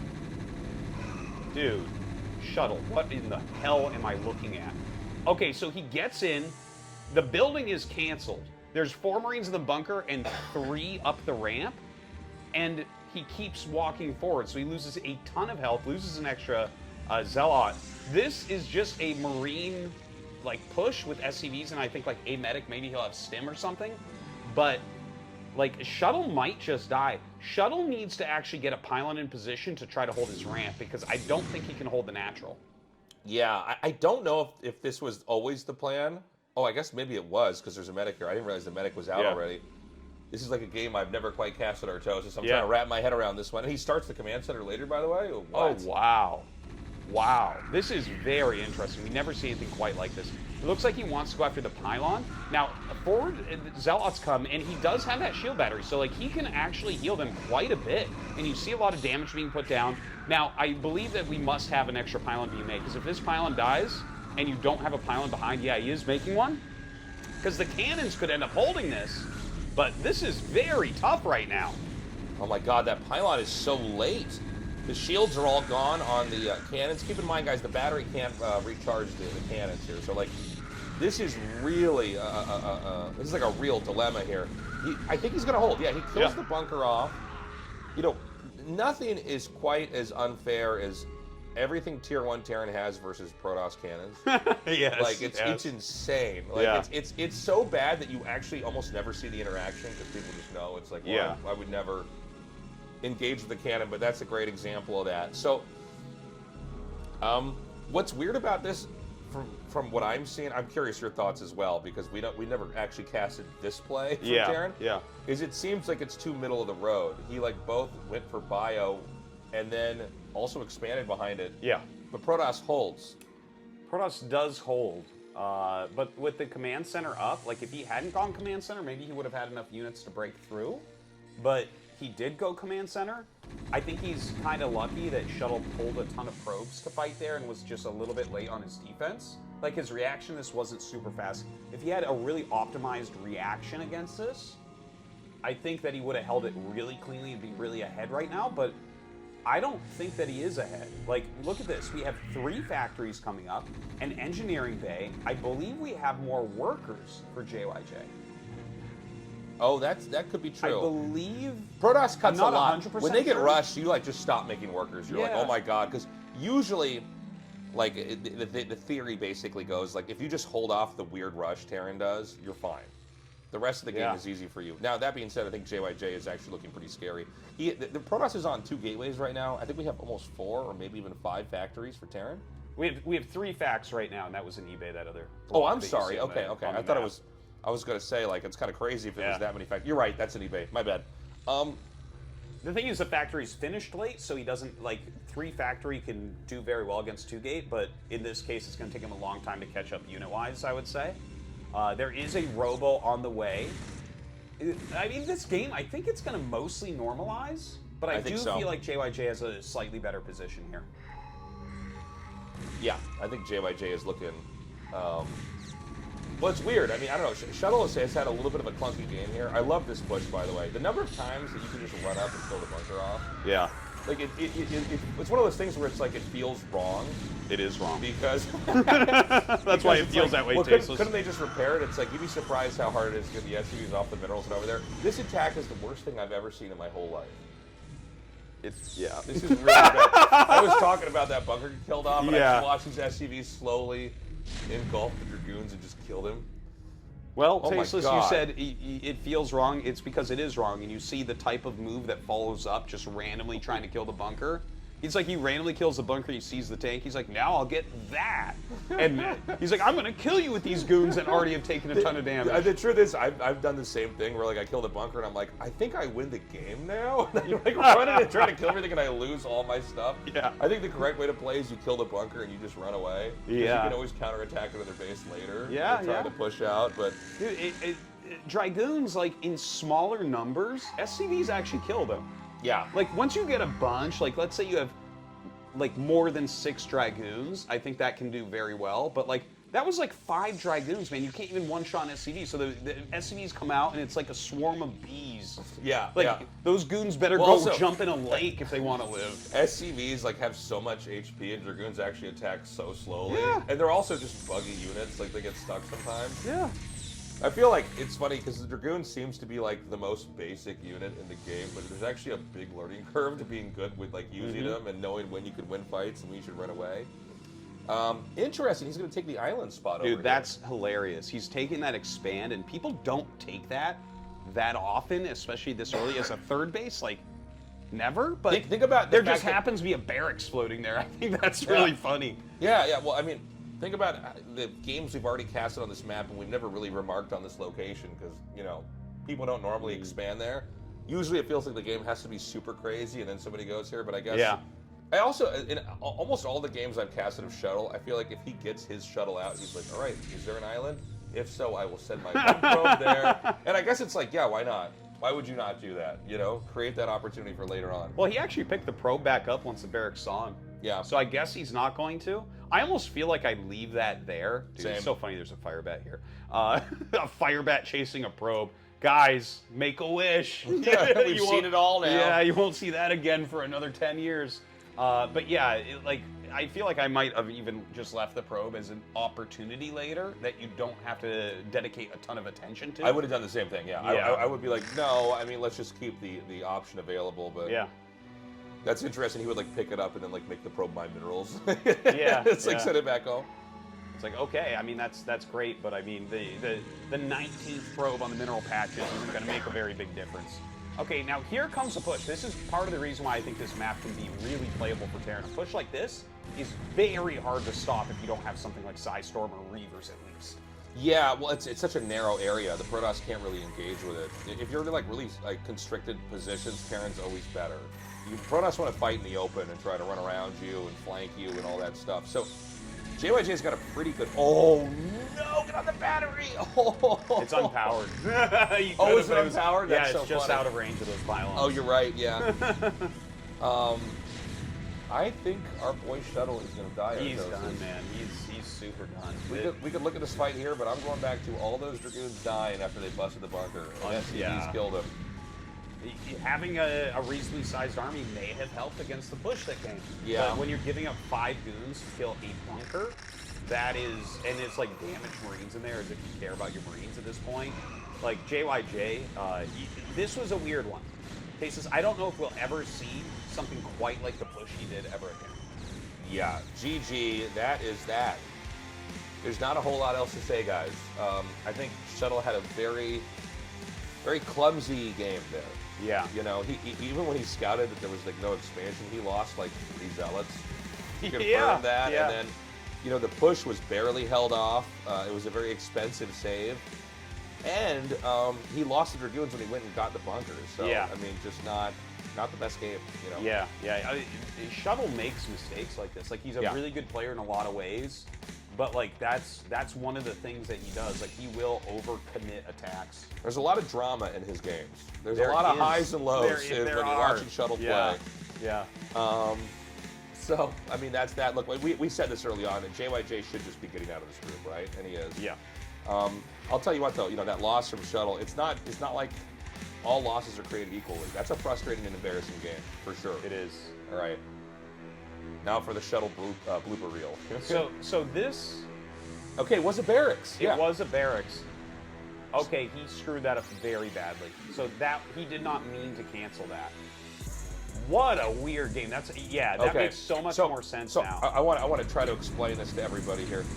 The drawing or the image for the command center when it starts and the barracks is the same. And so a lot of Protoss can peek in there and it's be like, oh yeah, fast expand, got it. You have to click on it to know it's a barracks.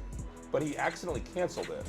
The idea is the whole reason why you'd even make a barracks there is you Yes. can both fake expanding and get your second barracks up. And you can actually just check, because everyone streams, you can check who clicks on a building and who just Yeah. looks at it. So like, the thing is everyone should click because that build has been done before, but the accidental cancel of the barracks obviously screwed him up, and this could have been a kill. Like, if he has 3 more Marines here, does he win the game? Yeah, I think Maybe, he does. maybe. Yeah. Well, look, I mean, like, what's crazy is like, it's a very sophisticated and deceptive all-in from JYJ, but he basically bungled it, and Shuttle barely survives. But Shuttle, being frankly just kind of sloppy with his play, ends up, you know, not having enough to deal with a very late 2-base push. Also, I think a 2-base push is pretty strong on this map. I think Terran has a runway to get over to the It's very Protoss good. pretty quickly. I think it's the best play on the map is just to do like a very heavy 2-base with Goliath tank. But yeah, anyways, that's JYJ going forward, and I think we're going to go ahead, jump over to an interview, and see what he thinks about that.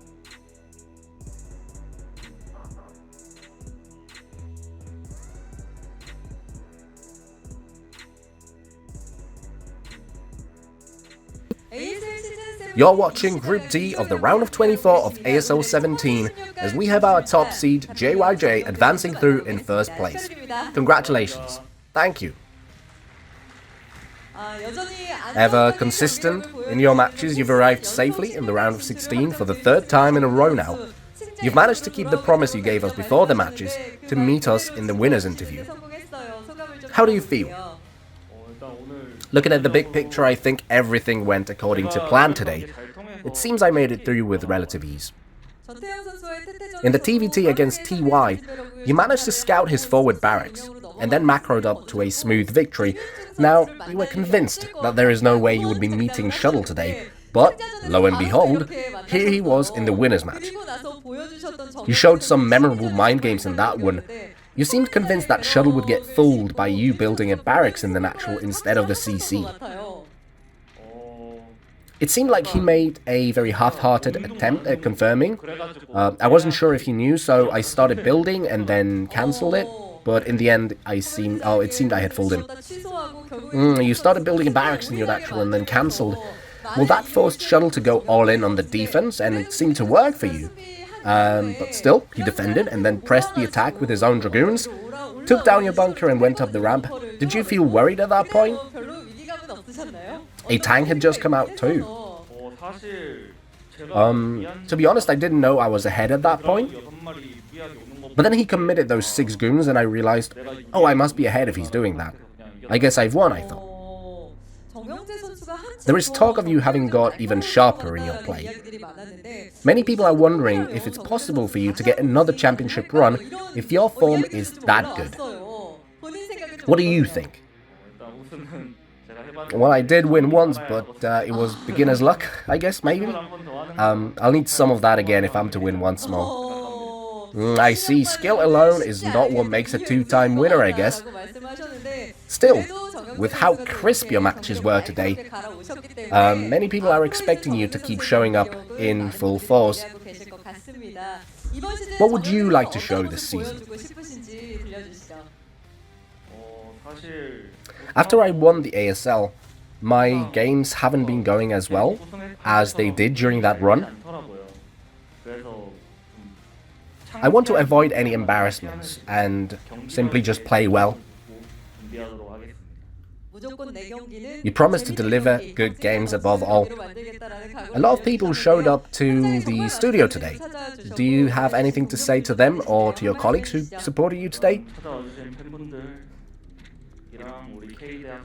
I'd like to thank everyone who showed up today, including the K University team, also those watching online.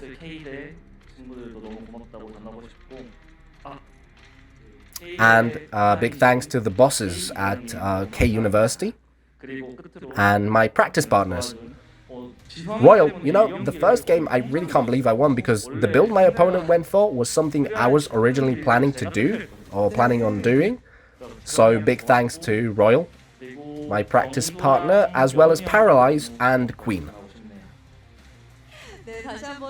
Once again, congratulations on making it through. We'll see you at the group selection ceremony.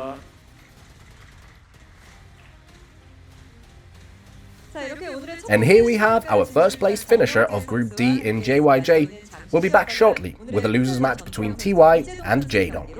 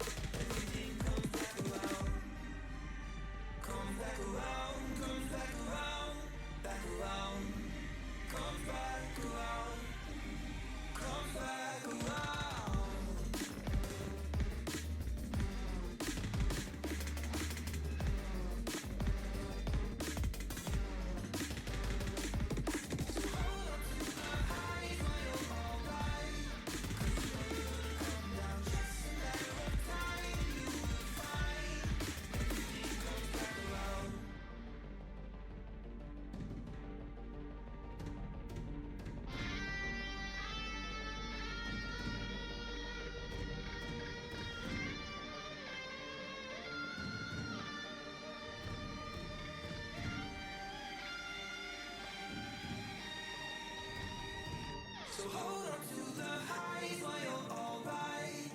Cause you know you're gonna come down. Just a matter of time and you will find everything comes back around. Comes back around, comes back around, back around. Comes back around, comes back around.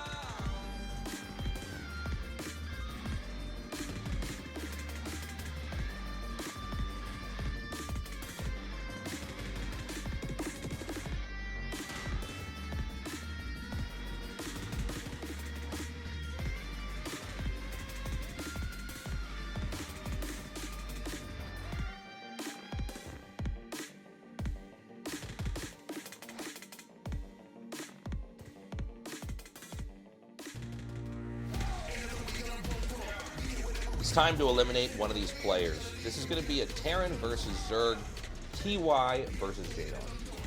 All right, TY versus Jdong, and it's going to be on Blitz Y here once again. Troy being vetoed by both sides. No one wants to deal with that garbage. You know, No one wants to deal with that garbage. dude, Troy is one of the worst maps ever, man. Like, I know you don't feel it because you can just make zealots out of 2 gateways and beat literally all 3 races with that. That's sick. I'm happy for you. But the rest of us, it's pain. Look, man, we were actually talking about this on break, but I'm going to bring it up now. Like, you know, Jdong, the current modern Jdong, it feels like he's either the greatest player in the world or he's like, he just looks like an S-rank Zerg. Yeah. And Tastosis was saying it's because Jdong's playstyle is so about sharp timings. It's like how Yeah. Soma plays. It's very like, you get in there and you do it exactly this moment you break them. Yeah. Where, like, Very decisive. Yeah, where like other Zerg players like Sulky or Queen or Firo come to mind for me. They're kind of just okay staying back and Yeah. They can just kind of out-macro you and out-decision make you throughout the game. yeah. And honestly, I think decisive Zergs are overall a little bit better, but you have to be so on top of it. Well, there's certainly more hype. yeah. There's certainly certainly at least that. Yeah. where the better decision making Zergs give me depression, where I'm like, I'll never do this guy. Yeah, like I don't know yeah. what he's doing, man. This game's so hard. All right, guys, we're ready to go into this game. Remember that the loser is out of the ASL.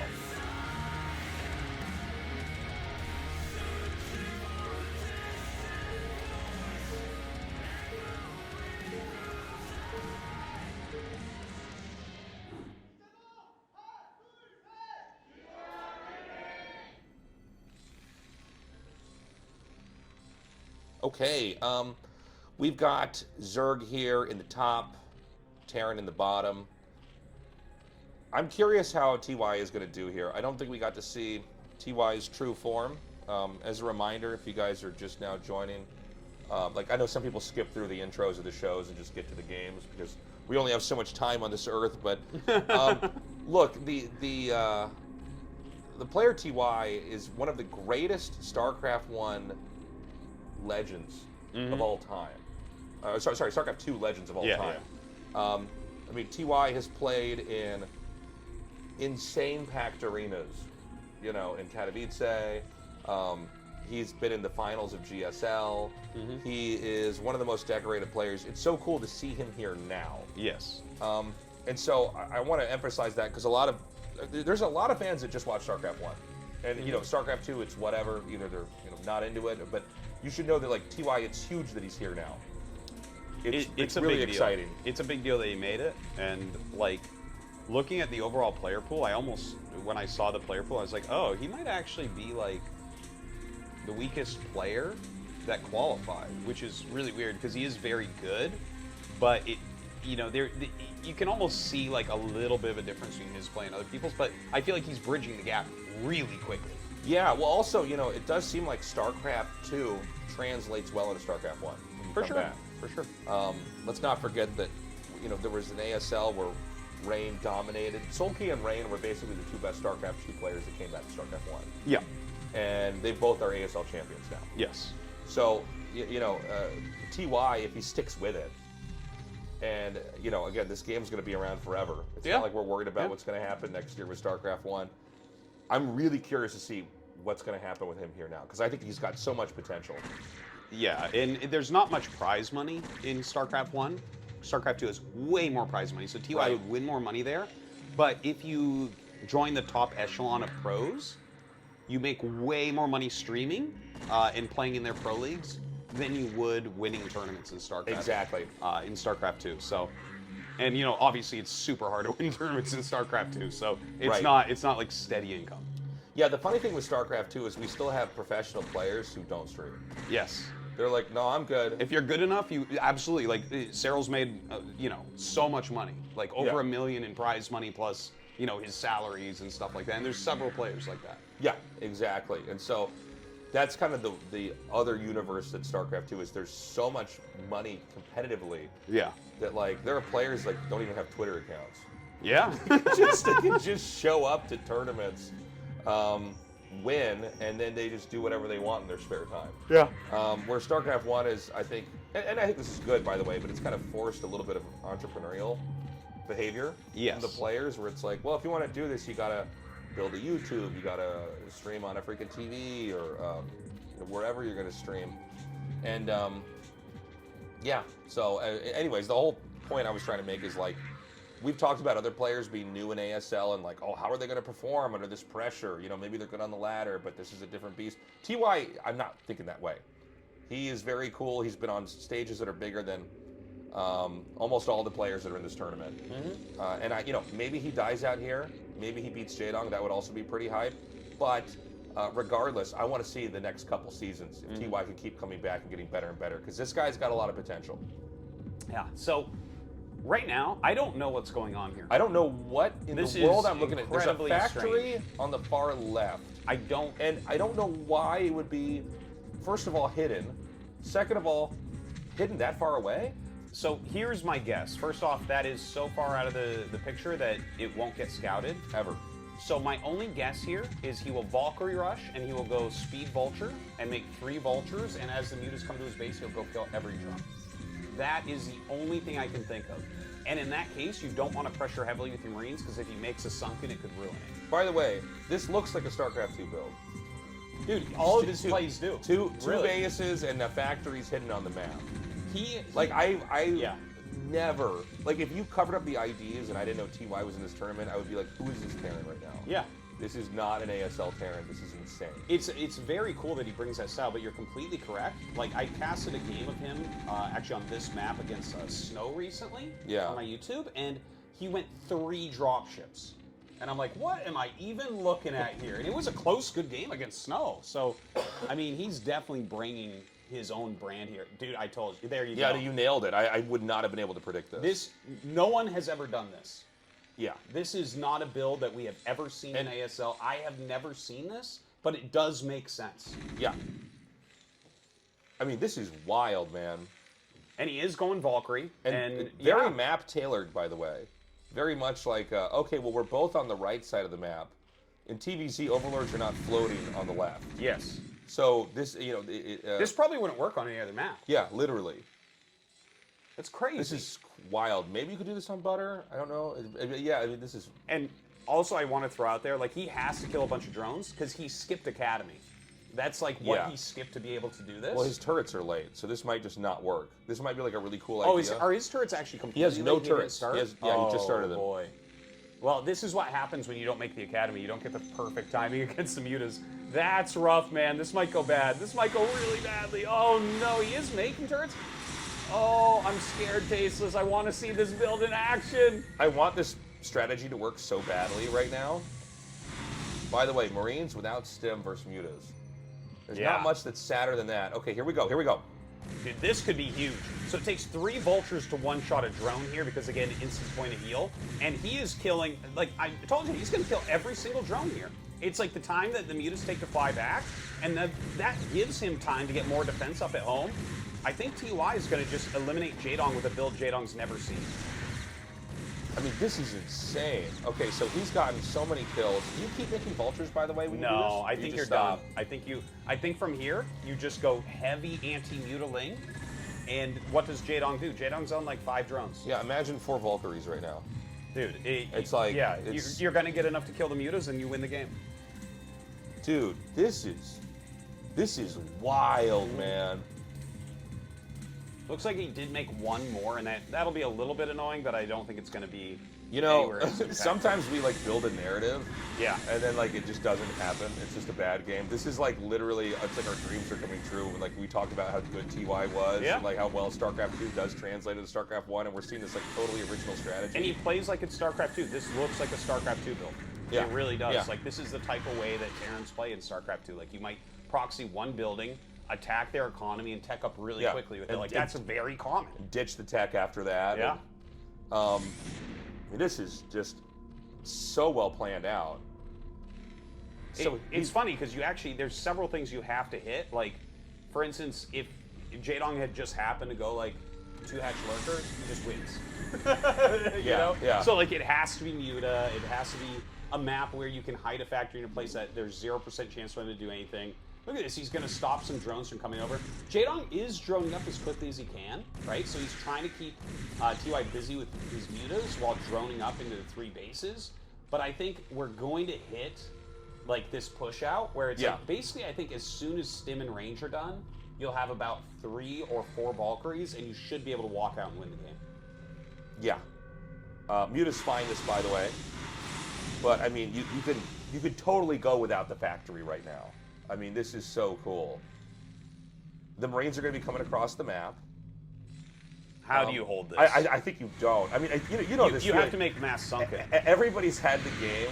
Oh, that was pretty bad. Yeah, that was You know, bad. I don't know what year we're going to get it where players don't lose Valkyries, like to what is Killing overlords. just Yeah. doing anything. It's like, Well, Tastosis, I'll let you know that anytime I can even do that. I'm even thinking about him like, he probably doesn't have Scourge right near this, and then I lose a Valkyrie killing the Overlord. I'm like, oh. Valkyries are so clunky, even after they fix them and remastered. They're just like, they're such like, even though they counter Muta so hard, they're such D tier units. You know what I mean? They're just like not, they're not They're hard responsive. to control, man. Yeah. They actually get frozen once they start shooting. Yeah, and they're like wind up or whatever, like to not even to stop moving. I don't know, it's crazy. So, look, I mean, I wouldn't count Jdong out entirely, but it's hard to imagine just mathematically how you would ever recover from losing that many drones early on. Maybe there's some world here where like Jdong can do like a hold position lurker type of play because of late vessels or something. Oh yeah, sure. I'm kind of brainstorming here on what possibly could occur. There are some interesting aspects, like he killed the factory, right? So you don't get a second starport anytime soon. So you know, TY, like he's actually not even getting his second gas because he doesn't need it because he can't have 2 starports. Right. But yeah, I think, like I said before, you have to basically mass sunk a colony here and grind out a pretty long game as Jdong. Yeah, I mean, basically turtle it up and hope you can hang on. We have Hydras hatching. I don't know if there's any of the natural yet, but I think hold position lurker is already, it's basically too late. Like, you would have wanted to have hold position lurkers where the Terran's moving through the middle of the map. Yeah. Now, here comes TY. There are a lot of sunkens on the way for Jdong at the natural, but the third base should be pretty wide open. It's got 2 different entry points, so that's going to be hard in and of itself. And he is trying to get some lurkers out. I'm not sure if the lurker upgrade's actually done yet, though. Yeah. Well, I don't see any lurker eggs. Oh, no, I see lurker eggs. Okay, just started Okay. those. You know, this is kind of funny. I thought for sure we were going to see him push into the natural, but he's actually going to come up to this third base. This is like the longest place to try to push to. Funnily enough, the Hydrogen's here too. Not that it's like the hardest thing to remake a Hydrogen, but this could end up falling as well. Yeah. And I feel like these lurkers are literally just seconds late. Yeah. If he gets the spread, he unburrows and they kind of bug on each other. He's trying to save anything he can. He knows that this base is completely doomed. Oh Yeah, my god! Oh my that's god! it. That's Okay, it. look, I'll tell you what. It's a bummer to see Jdong knocked out. Yes. We know that he's basically. It's better for StarCraft if Jdong lives longer Yes. in tournaments. But Yes. that is the hypest game of the day. I mean, For sure. TY came in here with some big brain play. Big brain. And we were talking about it before. You know, Ace and I have casted StarCraft 2 since the beginning, and TY is probably the smartest player. And Yeah. you can see Yeah. that already coming out. And like you said, you know, we have 2 of the greatest StarCraft 2 players ever in Sulky and Rain already winning ASLs. TY might be next, man. Yeah. He might win the second ASL No, this year. I'm If he serious. wins this one, I will freak out. But dude, no, you're 100% right. Like Yeah. TY, like watch this guy. This guy is one of the greatest StarCraft 2 players. He brought a StarCraft 2 concept into a StarCraft 1 game and beat the most legendary Zerg player of all time. Yeah. This is his first And ASL. ruined the ASL because He of it. ruined the ASL. He ruined our show. No, but seriously, like that was so cool to see. And by the way, he didn't do the build perfectly. Like when we saw this happening, we're like, oh, you might be an ideas guy. That's something you don't want to be in StarCraft, is the ideas guy, where like you can't mechanically do anything, but you know. You have all these great ideas, like use Ghosts and make Reavers against Hydra Bus. Yeah. He's like, well, I guess I'll just stick to arguing with people on Team Liquid instead. I'm an ideas guy. Like, but like this was just so smart, and it's like he knew exactly what was going to happen. The mutas were going to come, and I think there were literally 4 drones left over after this was done. It got so low. Look at this. Okay, we'll see exactly how many were left over. 8. I think it was 5. 6, 5. Yeah, about 5. 5 drones left. Dude, that's like, I mean, Jdong droned as hard as he could. He tried to utilize those mutas, but when that's the only tool you have and you have to drone, the fact that TY's already going Valkyries with that, very smart. Valkyrie's just hard counter mutas long term. Like, eventually you're like, I got to get out of the muta game and get into something else. Guys, we're going to a break. Coming up next, the final match of the evening.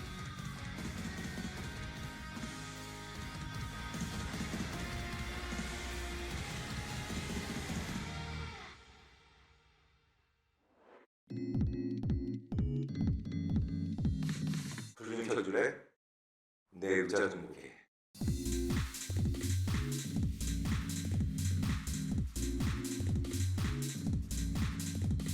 오늘 내 기분 각도로 말할게.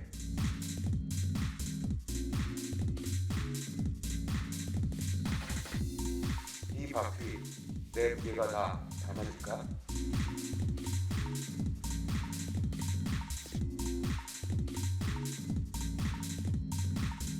하루만 네 의자에 메시가 되고 싶어.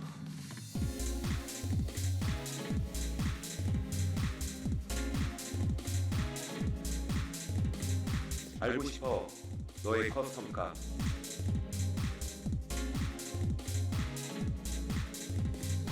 만들어봐 네 의자에 꿀려.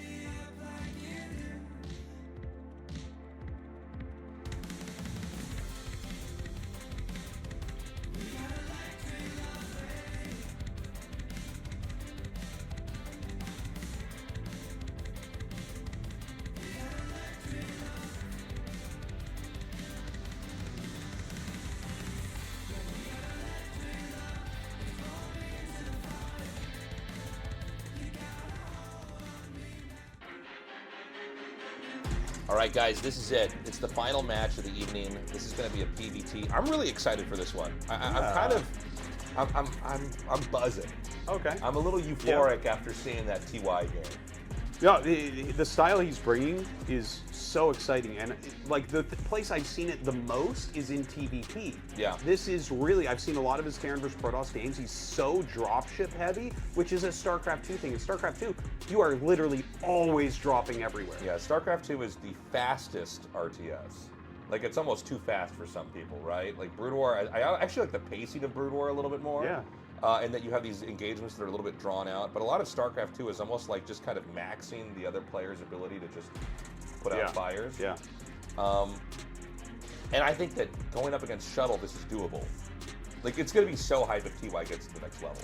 It really will be super hype. If he makes it to the round of 16, that's like a bit of an upset and also very exciting. Like, how do you value him in group selection? Yeah. Like it's clear that he's improving so much so quickly right now, and he's such a, like, again, he's played more stage matches than probably everyone here, Right. other than maybe like Jdong, right?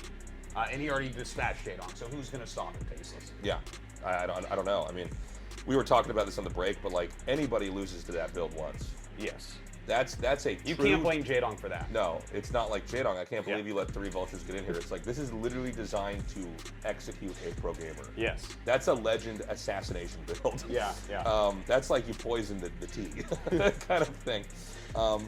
It'll never be that strong ever again. Yeah, you do that once, and you're like, well, that's it. That one goes in the garbage bin now. Yeah. And it works, and that's a sign of a player that can navigate massive tournaments. So that's a really good sign.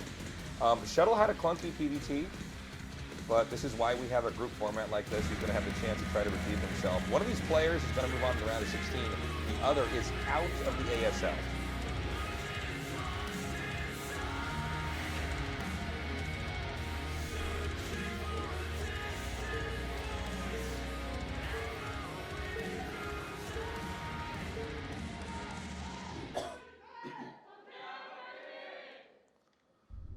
Okay, both players hugging the bottom. Shuttle on the left side, TY on the right. We're going to be on the map Retro. Whenever you have this matchup and both players are sharing a corner of the map, it's a big deal for Retro. Yeah, it is. Cross spawn here is pretty hard to deal with for Terran. It's really hard to push around correctly. Here, it's like, you know, I guess you have that you're close third base. Like, if the spawns were reversed, it would be a bit better for TY. But, you know, there's a few things that are coming to mind for me right now, okay? Retro can be tricky because it gets very hard to hold 4 bases. There's other maps where you have like a quadrant, like Vermeer, Polypoid, these maps that have like 16 bases on them that are 4-player maps. They are generally split up into quadrants of 4 bases. This is a 12-base map plus the middle minerals. So it's split up into quadrants of 3. So you have like 3 bases that are really not that hard to get. But getting the 4th is like, you're so far away for that it's really hard to defend all your bases and attack at the same time as Terran. Yeah. Which, what I've really noticed on this map is it's very hard to max out more than one time. Like, a lot of games are like, okay, when you start attacking, you have to be careful. And you have to make sure you're not losing your army, because without 4-base economy, you can't really build it back, and you never know how long your 4-base is going to last. Right. This is Nexus on 12, by the way. So this is a very strong build. There are some weaknesses early on, but basically if Protoss survives the next few minutes, they're very comfortable. Yes. The only, I guess I would say the only downside of this build is you get detection later. And so there is a window where Terran can be sneaky. We've seen some Terrans take like a very fast third base or a hidden third base to deal with this, usually off of spider mines. Yeah. Yeah. I also find this map, to be honest, we talked about this before, I find this map really hard to play on. Yes. It's a well-designed map, but it is hard. You can get like mixed up really easily on a map like this. By the way, Shuttle, it's kind of crazy how good people are with worker control now. Yeah. Like, this has basically been in the last couple of years we see this. good Protoss players now, if they find your worker, they just moving shot and chase it, which is, by the way, macroing, like trying to hit all your marks and do this is really hard, while the other players like just gotta try to move away. They'll just moving shot and try to kill it, so you literally don't even get to scout them. So the idea is that TY wouldn't even know that this is fast expand, and he doesn't. He doesn't know if Protoss is top left or bottom left yet. Yeah, and this is very bad for TY. Like the fact that Shuttle caught that SCV and bought that much time. Your choice, like the window to make the third depot, lines up perfectly with the end scout finding the Nexus. Yeah. So the fact that he is not going to find that on time, well, he starts a 4-3 in here. If he happens to go for a third depot, that could be very, very good for him. And this is a greedy Nexus first from Shuttle as well. Yeah. There's no cannon, and there's only one gateway, which means he does not have to skip probes. So he could be killed with a rush. Yeah, this is... Yeah, if you scouted this right away, 100% of the time you'll kill the Nexus. Yeah. But here, it's like this is actually the strongest opener in the matchup, is exactly what Shuttle did, and he's going to get away with it. Yeah. And it's not fair! It takes no skill! So the SCV is going to come up. He doesn't even get to scout if it's one gate or two. I mean, this is wild, man. Yeah, that's very, very tough. I don't normally talk about like the first few seconds or first few minutes, I guess, of a game and like, is this one-sided or not? I mean, Shuttle is currently dominating. Yes. Just on denying information. So he gets the very fast, I didn't notice, but this must have been 11 gas because you get the Vulture there before the Dragoon if you go for that. So Shuttle pulls the probes for now, and he will miss some mining time, and he will miss making a probe or two while he clears that, but that was absolutely the right play from Shuttle. I think Shuttle has played this perfectly so far, really, especially with that probe in the top right. After seeing that pretty disappointing game earlier versus JYJ, I mean, Shuttle's really brought it back. Yes. This is very impressive stuff. And so, you know, what does Terran want to do? It's kind of hard. You're playing from a pretty bad position. Like, that command center is still constructing. Protoss has been mining from this Nexus for a while now. The two Vultures, there's actually a third that's just been made. Not a real threat, I think. Not too much. Not too much. He wants to lay some mines up here. He's just kind of pressuring. He knows that range is going to be pretty late, and Marine Vulture actually beats unranged goons. It looks like his upgrade finishes, so he should be able to just lay a few mines out at this point. I don't see him really doing that right now, but I'm sure he will. But yeah, this is a tough position for TY, and I think especially on this map. You know what I was talking about in regards to, like, it's really hard to get that fourth base? Well, I mean, especially, it's hard anyways when they go for a greedy Nexus first, where they're not skipping any probes and they just macro up. It's like, well, they have a lot of units, right? It's going to be even harder now. Yeah, I mean, this is... Oh, okay. Dude, he's crazy. You don't even have to do this right now, man. This is wild. He's like running out, like just triggering the mines and shooting them down.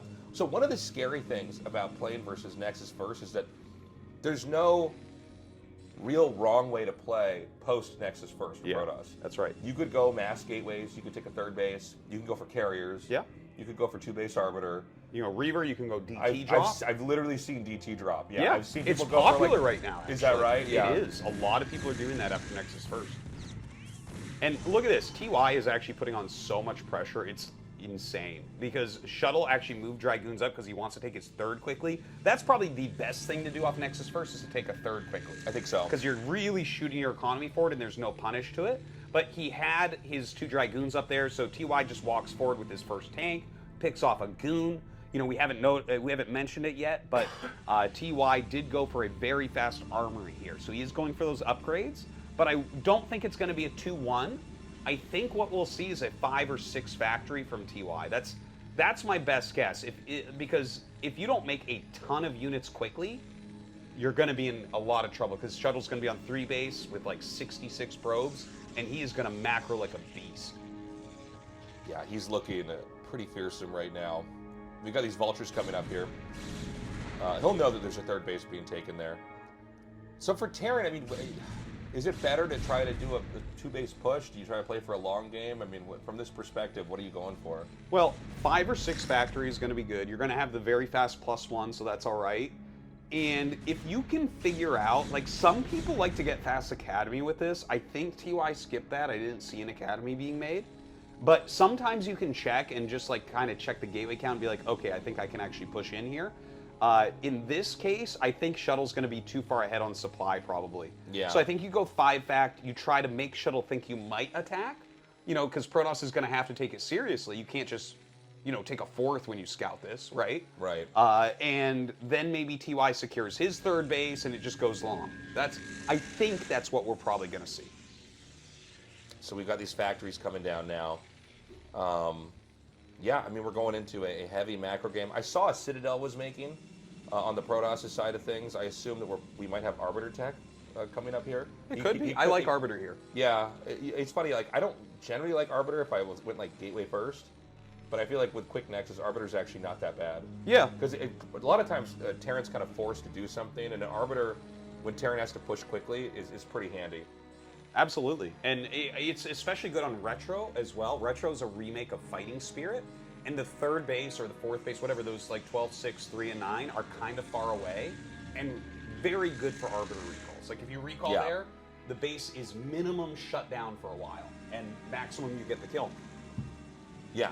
I mean, it's going to be a good play. He could also be going for Templar drop. I mean, Templar drop is, I think, more common, but yeah, if we don't, do we have a Stargate anywhere? I guess we don't. Normally, you start the Stargate and the Templar Archives at the same time. That's the what telegraphs to us that it's going to be Arbiter. Maybe he just goes Storm with Gateway units. That's fine. Yeah. This almost seems to be the mainline play. Although generally speaking, we see Shuttle Speed and Reavers too. Yeah. Leading into that, I feel like that's, if you want to have the most comfortable late game, figure out how to get Shuttle Speed. Like, figure out how to incorporate some Reavers there. Slow shuttles with Templars is fine. I feel like we saw that experimented with a lot in 2010, and it kind of went away. I think just because it's hard to get the Templars out. But yeah. Anyways, we've got a push coming up here. We've got a lot of tanks moving out. It looks like he flirted with going into the middle of the map, and he's going to loop back around here and come through the bottom, which I think going through the bottom is probably a little bit better. Yeah, but pushing down that ramp against an arc of Protoss units won't really be doable. So my guess is he's going to threaten that. Oh, I love the Marine block. That was sick. Dude, that was so good. He just plugged that up. That is a hero Marine. Yeah, it is. Yeah, so I need to see some IDs, sir. Okay, so here comes the Speed Zealots. He does have the shuttle there as well. The Zealots getting up here to get on top of siege tanks. Kind of sloppy from Shuttle. He is actually going to drop out Zealots on top of the tanks there on the low ground. And a lot of tanks, I think, will end up dying here.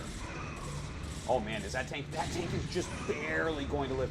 Dude, this was not a very, like, I thought he was going to do a little bit better with that, but Shuttle has lost a lot of units as well. I mean, this is definitely a clunky fight, but I think at the end of the day, it was a success here for Shuttle. Yeah. Now, the question is, does he want to keep going? I see Zealots coming up here. He is going to keep going. You know, there's not that many Vultures, and when there's not that many Vultures, you kind of don't have to respect the Terran's position. Like, these Dragoons can get right on top of this and just wipe this out. He's going to keep pressing forward here, and, you know, I'm going to be honest, like, I don't know if TY can recover that well. If you see a Terran make a bunch of factories move out and lose all their units, it's hard to imagine a world where they're going to recover. Shuttle is like doing Nexus first into 3-base gateway. He made the Templar archives, but we haven't seen any spellcasters. He's literally just like running into TY. Look at this. This looks wrong. No, this part this needs is to bad. stop. This is not right. This looks like one of my games. This is, I'll be yelling at my chat in about 3, 2, 1. Like, I'm stunned that he is sending Dragoons by themselves up to fight Vultures that are protecting tanks on another low ground on the other side. It's weird. That's insane. After you reduce the tank count that heavily, I think it's very obvious that you go ahead and double expand. Yeah, I think once you reduce the tank count, you need to know when it's time to back off. You got to go, okay, no. I did what I needed to do. Yeah. Now I need to start to take all these bases because he can't push me. One of the easiest ways for Protoss to lose to Terran after they've won is they keep attacking into entrenched positions. Yeah. Like, just that is how Terrans end up recovering a lot of the time, is the Protoss is too eager to finish. And it's like, well, I mean, if you kill off that many tanks, it's really obvious there can't be an attack coming. Sure, keep macroing up, but just save your army, because you're going to get like this big army that he can't really push down into. Like I said before, if you make an arc outside the bottom of that ramp, he can't push down there. Like you'll have zealots running into everything, dragging mines, getting siege tank splash damage. So TY will probably have to come out through the right, which gives you a wide area of attack there as well. Like, just take your Nexuses. But he's very slow on that. Like, TY has his 3rd command center up, and the 4th is not up for Shuttle yet. Yeah. Yeah, this is like a very retro problem, like for Protoss. I do find like just the way this map is shaped and like the middle is so far away from the corners. Yeah. Sometimes a couple vultures can slow you down so tremendously. So he does take the 2 bases up there. I feel like we haven't gotten a shot of the Protoss' army in a little bit, so I'm not totally clear on where he's at. I did see a Robo support bay, so I think he's going to be getting Shuttle speed here. Is this going to be a Reaver, or is this Templars, or This what? is Templars. I saw him load up some Templars there, so drops them out, but looks like the SCV's running plenty of time. Well, this is why you need speed shuttles, man, so that you're there a little bit quicker, right? Yeah, well, that's the thing, is slow shuttles are just, they're so slow.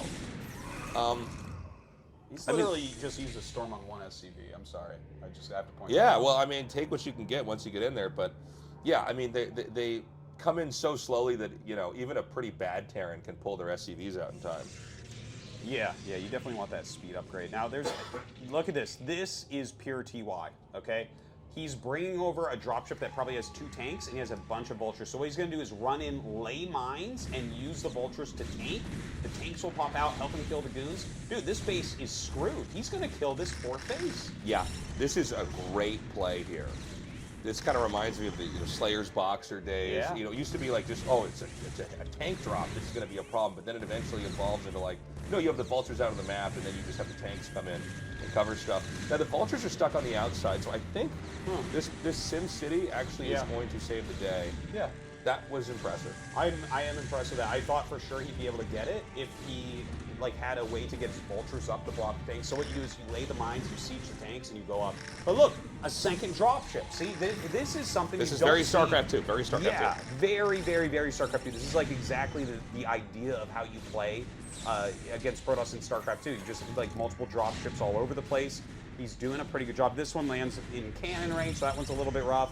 This is being super cost efficient. He was just very annoying in the top left. Maybe it was an evenish trade though. This is exciting to see, man. What a different style. This is really, really cool, man. Okay, the Zealots are going to come down. And, I mean, look, he's going to clean this up. You can have tons of drops in a PvT, but at the end of the day, you do have to have a push, too. Very rarely are you going to just kill a Protoss off with a couple of dropships. Yeah. But I got to say, this is a very good sign, at least for TY's sake. TY has done a great job. I love that he has 3 add-ons right now. He's really powering up his army quality. When you're doing things like this, a lot of times you're spending a lot of vultures out on the map to buy time, to harass. While you do your drops, you're losing some siege tanks. So the fact that he has those 3 add-ons is awesome. There's a ton of shuttles, though, moving around from Shuttle. Look at this. Okay, big drops coming in here. So we ended up not having our Arbiter tech. He's going to go with the very modern, alternative recall, if you want to call it that. You just fill up tons of shuttles and just dump stuff in the main.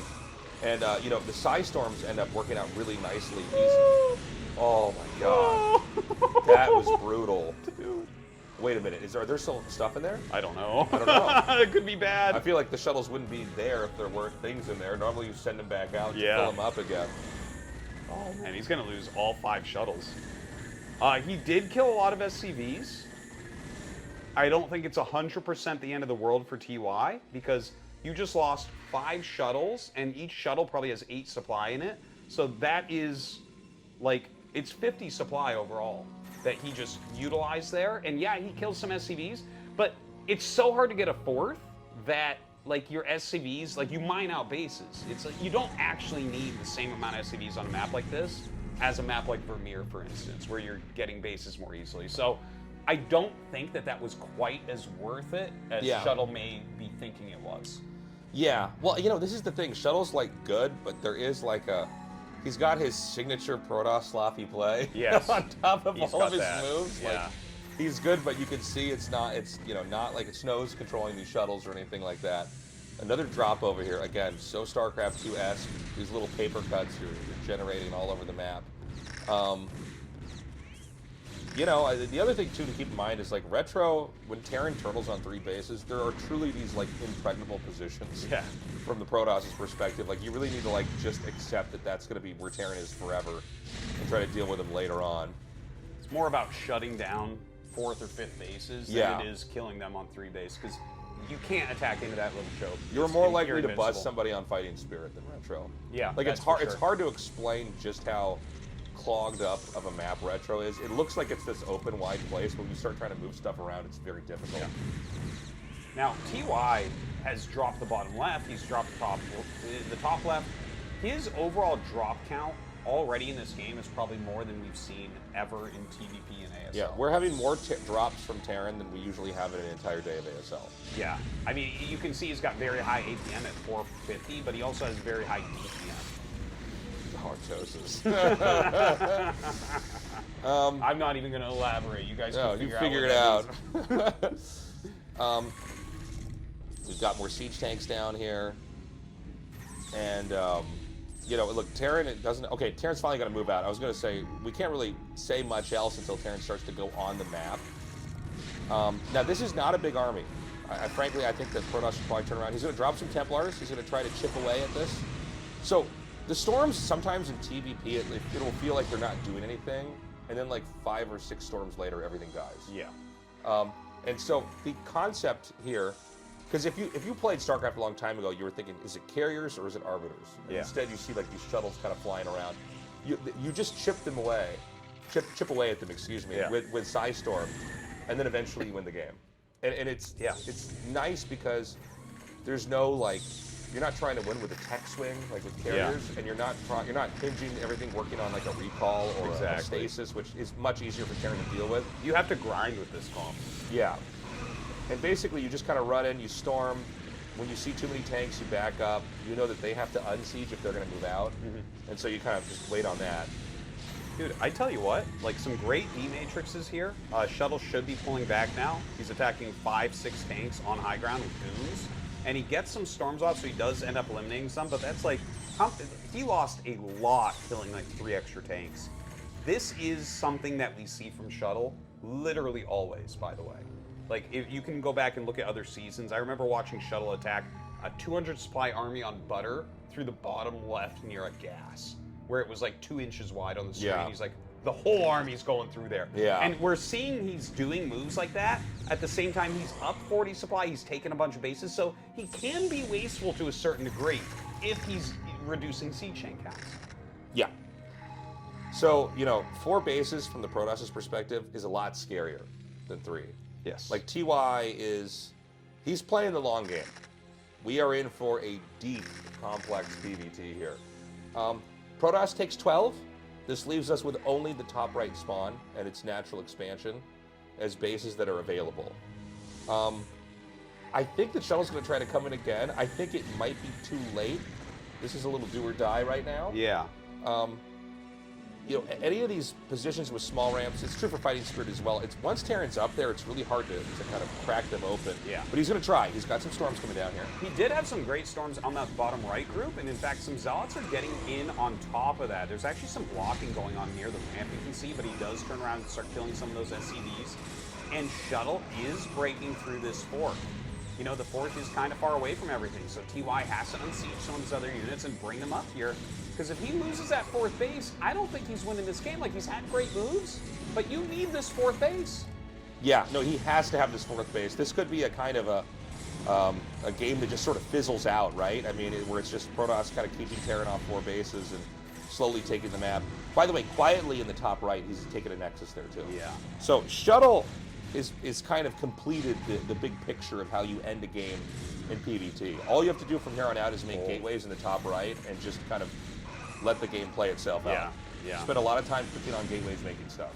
Yeah, you can see, you know, a lot of power this game out of Shuttle. GG. And GG gets called there, and Shuttle will advance.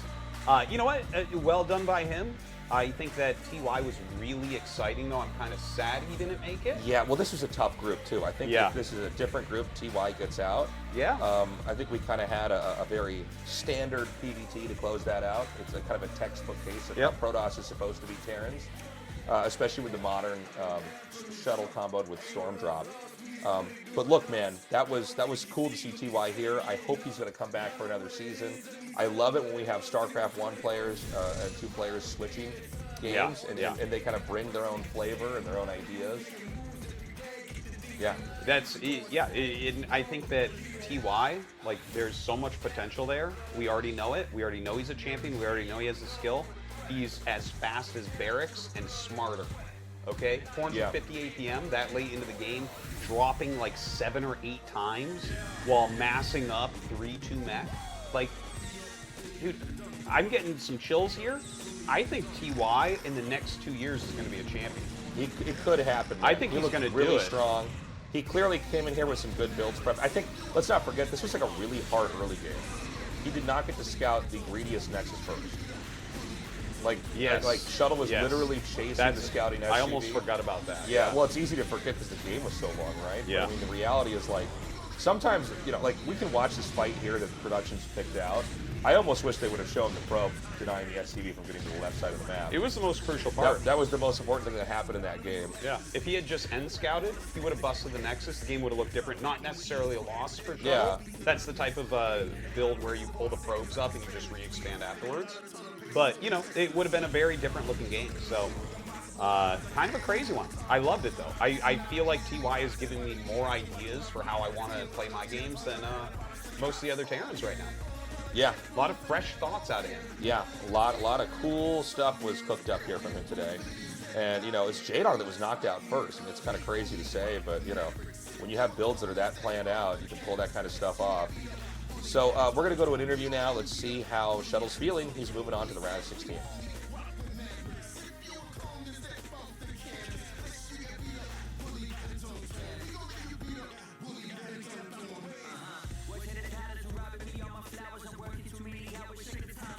ASL season 17 And that does it for Group D of the round of 24 of ASL 17. Let's have a word with our second place finisher, Shuttle. Congratulations. Thank you.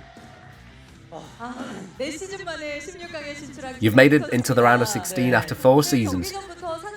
Right from the get-go, you went into today's games with confidence, and said confidence was justified seeing how well you played. You did have a few shaky moments. Nonetheless, you're back in the round of 16 after a long while. How does it feel? It really has been a while, hasn't it? People didn't really expect me to do it. Still, they kept saying, oh, please just go to the group selection ceremony and give us some banter show. It's finally happened again after 4 seasons. I'm quite chuffed. You said you had practiced a lot in secret, and this wouldn't be an easy group, and you kept trying to intimidate your opponents in the pre-game interview. But to be honest, they didn't seem too phased. But in every build you showed today, we could spot something about it that had been prepared specifically. For instance, in your game against Jdong, well, you went into that match with a gateway-heavy timing. Yeah, I thought I would struggle in the long run, so instead I prepared to fight for the natural. Naturally, some luck was involved, I think, but still things worked out well. Even with a well-prepared strategy like this, if you hadn't been able to stop the Hydra Burst, or if you hadn't been able to buy sufficient time with the Corsairs, you would have suffered a blow, but thanks to your experience in macroing, well, you managed to win your games. But in the match against JYJ, you fell right into his trap. Yeah, I've just briefly checked Mini's stream. He was making fun of me. I got so upset. He kept asking, oh, what is this guy doing? I'm asking myself the same thing. I was sure there was a command center there, but I guess it was a barracks that got cancelled. I was so sure it was a CC. I guess JYJ got me with that one. JYJ advanced through as well, so do you think you'll have a chance to repay him this season at some point? Oh yeah, it would be great if we ended up in the same group in the round of 16. Oh, that would be cool. Now, in the elimination match against TY, you went for a 12 Nexus. Was that a build you had planned to go for? No, but I thought he wouldn't expect this from me. And I also managed to deny a scout. So he confirmed it too late for any cheese or any rush to be effective. And I thought victory was in the bag at that point. Or still, TY kept going for dropship play, but he blocked time and time again. Yeah, but I was losing my mind. What the hell is this, I thought? What the hell am I doing? Still, thankfully, I worked myself into an advantageous position. You seemed unmoved during the game, though. You dealt with everything with a great deal of composure and kept him in check, especially cutting off his 3 o'clock. Yeah, I was only dying on the inside. Well, still, the results are there, and you've landed safely in the round of 16. There's a lot of people who are looking forward to seeing you in the group selection ceremony, as you've said, and you're headed there after a very long time. Do you have any words for the fans? Well, I don't play as much StarCraft as I used to, and I think a lot of my fans have sort of given up. And I can't blame them, because I kept getting knocked out. But I'm back, I've advanced, and I'll do my best to deliver. A lot of your colleagues also showed up to the studio today. Is it okay to mention? Of course, yeah, go ahead. Well, let's start with my practice partners. Mong, Hero, Ample, and Royal. Thanks for helping me. Now, I would also like to thank the boss of my clan, Sinain, who's Terra, because the reason I advanced today is I would never practice off stream.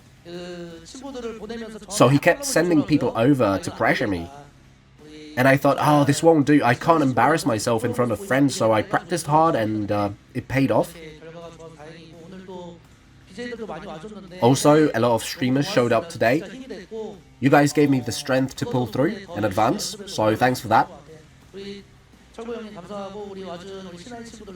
So a big thanks to Terra and my C9 friends for cheering me on. We hope you keep showing us a shuttle we're happy to cheer for. Congratulations on advancing. Thank you. And that does it for our interview with today's second place finisher, Shuttle. Well, there you have it, guys. Shuttle moves on, JYJ moves on. Not the craziest results. It's a little bit of a bummer to see Jdong go down, but the way TY did it was very cool. Yeah. Kind of a nice little asterisk by this ASL that we even had the StarCraft 2 legend show up for this. Yeah, and for me, those were some of the more interesting games. And like TY is definitely one of the people I'm going to keep my eyes on. Looking at the round of 16 players, 3 Zerg, 5 Terran, 4 Protoss. So still pretty good racial balance. I know that we're still going to get a few more Zergs in there as well. We have some very strong players who have not played yet. Yeah, don't worry. We're also getting rid of a lot of these Terrans here. It was a very heavy Terran season. Tomorrow, guys, we're going to be doing Snow, Speed, Mong, and Shine. Dude, that's a great group, and I actually think that Shine's going to probably make it out, man. I have a lot of respect for how he's been playing. He's actually always a safe bet, and I think Snow's an easy shoe-in to escape that group. He should win the tournament based on everyone's form right now. Yeah. Like, I think he's actually even better than Light right now. I think you're probably right. I didn't know that Snow could get better than where he was already at, but He's ridiculous. I think he's there. You know, it was his PvT that was always the strongest, but now I think like PvZ and PvP, he really, I mean, I don't know what you can do to beat this guy. He's a complete monster in every matchup. Like, his win rate right now is the highest in the world for most of the matches that are going on. So, you know, he's made it to the finals before, where he lost to Rain, who's like the best PvP player in the history of the game by far. Right. So you can't really blame him there, but he's got to win an ASL, even more so than Best, which it makes me feel sad to say. But yeah, I definitely think he's going to be getting out of that group. But that's going to be a fun group. Don't sleep on Speed. Don't sleep on Mong. These are strong Terrans of completely opposite styles. Totally. I mean, I think the truth too is that like there's always the possibility they make it. I think they're the weaker guys in the group, but we could have an upset. They could take it for sure. That's right. Guys, thank you very much for watching. We hope that you enjoyed, and thank you so much to everyone who has supported us on the Patreon. It's patreon.com/ASL English. We love you guys. Take care. We'll see you tomorrow. Bye-bye.